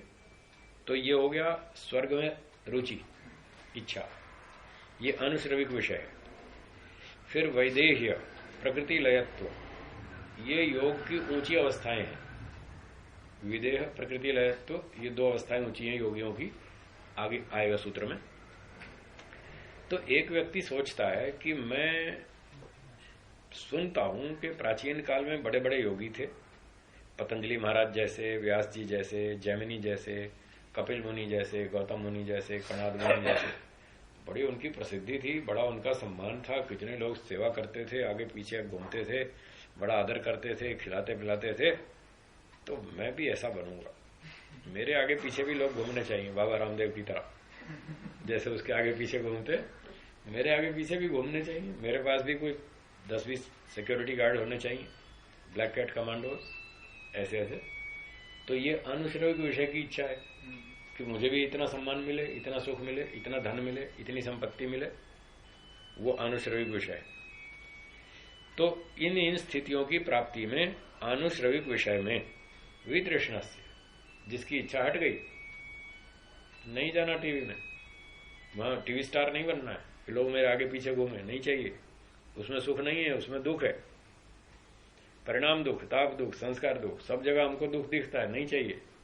बड़ा प्रवक्ता नहीं बनना है, बहुत भीड़ इकट्ठी नहीं करनी है, बहुत सारे लोग नहीं चाहिए हमें, वो सारे सुख में बाधक है, मोक्ष में बाधक है। द्वाभ्याम अभी तथा लिख रखा है कपिल मुनि जी ने कि दो के साथ भी रहोगे तो भी झगड़ा होगा, इसलिए अपना अकेले ही रहो, कम से कम लोगों के साथ रहो। जितनी भीड़ बढ़ाओगे उतना टेंशन, उतना झगड़ा, उतना राग द्वेष, तो उसको सब जगह दुख दिखता है। उसकी इच्छा हट गई, नहीं चाहिए, सम्मान भी नहीं चाहिए, पैसा भी नहीं चाहिए, चेला भी नहीं चाहिए, कुछ नहीं चाहिए, फिर क्या चाहिए? मोक्ष चाहिए और कुछ नहीं चाहिए। तो ऐसी स्थिति वाला जो व्यक्ति है, आगे पढ़ेंगे, दिव्य अदिव्य विषय संप्रयोगे अपि चित्तस्य विषय दोष दर्शिनः प्रसंख्यान बलात् अनाभोगात्मिका हेय उपादेय शून्य वशीकार संज्ञा वैराग्यम।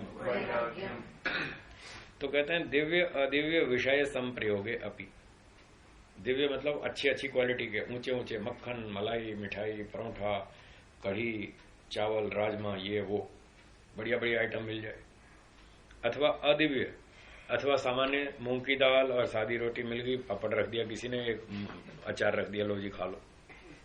तो सामान्य भोजन मिले, चाहे बढ़िया बढ़िया मिले, मिठाई मिले, गुलाब जामुन, रसगुल्ला, ये वो जो भी मिले, संप्रयोगे अपि, कुछ भी हमारे प्राप्त हो जाए खाने पीने जीने के लिए, दोनों स्थितियों में अनाभोगात्मिका, उसका भोग करने की इच्छा नहीं है, उसका सुख लेने की इच्छा नहीं है। जो मिल गया सो ठीक, अच्छा मिल गया तो अच्छा खा लिया, सादा मिल गया तो सादा खा लिया, सुख लेने की इच्छा बिल्कुल नहीं है।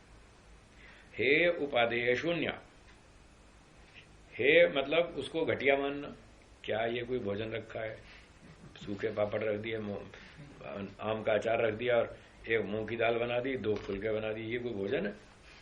इसको भोजन कहते हैं? ये बेकार भोजन है, ऐसा समझना। ये है घटिया है, बेकार भोजन, ऐसा नहीं सोचना कि ये घटिया है, बेकार है, इसको फेंक दो। और बढ़िया बढ़िया मिठाई रख दें, बढ़िया राजमा चावल बना दें, तो उपादेय, हाँ हाँ ये बढ़िया है, आने दो आने दो, इसका मजा लेंगे, आज इसका मजा लेंगे, आज मलाई कोफ्ता, आज फलानी चीज, चिली पनीर, तो क्या क्या दो आपको बताऊंगा, मुझे तो ज्यादा भी नाम याद नहीं है, सुनता रहता हूँ बच्चों से, क्यों बेटा क्या खाते हो? तो कहेगा मंचूरियन। तो ये क्या होता है मंचूरियन? ये चाइनीज आइटम। अच्छा, तो सुन सुन के सीख लेते हैं कहीं कहीं थोड़ा थोड़ा। हाँ बोल रहे थे ना, चलो ठीक है। तो पनीर मंचूरियन हो या चिली पनीर हो या कुछ भी मिल जाए तो भी कोई चिंता नहीं, उसको यूं नहीं करना हाँ हाँ बहुत अच्छा है, आओ आओ इसका सुख लेंगे, तो आओ आओ इसका सुख लेंगे, वो भी नहीं। और सादा भोजन मिले तो घटिया है, बेकार है, ऐसा भी नहीं, कुछ नहीं, बस जो मिल गया चुपचाप खाओ, शांति से प्रेम से खाओ। इस तरह से वशीकार संज्ञा, मन मेरा वश में है, ऐसी अनुभूति, जो मिल गया तो ठीक है, कोई मन पे उसका प्रभाव नहीं, खुशी का गमी का कोई प्रभाव नहीं, जो मिल गया तो ठीक है, ऐसे खुश होकर के उस वस्तु को स्वीकार कर लेना, ये वैराग्य है। ये वैराग्य है। और 2-3 शब्द और बचे, उसका अर्थ सुनिए। ये वैराग्य की स्थिति कैसे आएगी, इसका कारण बताते हैं। चित्तस्य विषय दोष दर्शिना, जो विषयों में सुख लेने में दोष देख रहा है। यदि मैंने चिली पनीर और पनीर मंचूरियन का सुख लिया तो एक सप्ताह बाद मेरी दोबारा इच्छा होगी इसका सुख लेने की। आज तो मिल गया और आज मैंने सुख लेके खा लिया, तो एक हफ्ते बाद फिर इच्छा होगी। अब एक हफ्ते बाद कहां से लाऊंगा? उस दिन नहीं मिला तो फिर मुझे कष्ट होगा। तो इसका सुख लेने में खतरा है, इसलिए आज भी नहीं लेना, इसका सुख लेना ही नहीं। इस तरह से विषयों में वो दोष देख रहा है कि सुख लिया तो समस्या आएगी, ऐसा दोष देखने वाले चित्त का प्रसंख्यान बलात्, प्रसंख्यान ऊंचा तत्व ज्ञान, तो उसको ऊंचा तत्व ज्ञान है, दूर तक दिख रहा है कि मेरी बार बार इच्छा होगी खाने की और मुझे ये सुख मिलेगा नहीं। आज तो मुझे एसी रूम मिल गया, पर हर जगह थोड़ी मिलेगा। तो आज मैं एसी रूम का सुख ले लूं तो अगले हफ्ते परेशानी होगी, वहां अगली बार मिलेगा नहीं। वो कहे साहब ये पंखा ही है मेरे पास, मैं खुद एसी में नहीं सोता, आपको कहां से सुलाऊंगा? कभी मेरे यहाँ तो पंखा ही है, तो पंखे में ही सोना पड़ेगा। और आज मैंने अगर एसी का सुख ले लिया तो अगले हफ्ते मुझे परेशानी होगी, इसलिए आज भले ही एसी मिल गया पर उसका सुख नहीं लेना, उसका टेम्परेचर रखना 28-29। हाँ, लोग तो रखते हैं 20 डिग्री और ठंडक का मजा लेते हैं। मैं ठंडक का मजा नहीं लेता, 28-29 रखता हूँ, बस जीने के लिए उतना सुरक्षा चाहिए, मच्छर नहीं काटे और ठीक से नींद आए। तो इस प्रकार से तत्व ज्ञान के बल से अनाभोगात्मिका, वो उसका भोग नहीं करता, इस स्थिति का नाम वैराग्य। तो ये क्यों कर पाया? उसके पास तत्व ज्ञान, इसलिए कर पाया। तो तत्व ज्ञान कारण है, वैराग्य उसका कार्य है, उसका फल है। तो जिसके पास तत्व ज्ञान होगा वो इस वैराग्य को पकड़ पाएगा, उसको टिका पाएगा, उसको स्थिर कर पाएगा और वो इस तरह से मन के ऊपर पूरा नियंत्रण अनुभव करेगा। मेरा मन मेरे वश में है, मेरी इच्छा के बिना मुझे कहीं घसीट कर नहीं ले जा सकता। ये है वैराग्य। जिसके पास ये वैराग्य है, बताओ वो क्यों दुखी होगा? वो हर परिस्थिति में खुश रहेगा, मस्त रहेगा। मिल गया तो ठीक है, नहीं मिला तो कोई बात नहीं। बस ये है वैराग्य। बताओ कितनी अच्छी चीज है। तो ये होगी हमारे पास तो आनंद से जिएंगे। जो भी विचार आएंगे उनको रोक लेंगे, नहीं खराब विचार है, नहीं करना, इस पर चिंतन नहीं करना, इस पर विचार नहीं करना, इसको रोक देंगे। इस वैराग्य से चित्तवृत्ति निरोध होगा। इस प्रकार ये दो उपाय हुए, अभ्यास और वैराग्य, जिनसे वृत्तियों को रोका जाता है। योगा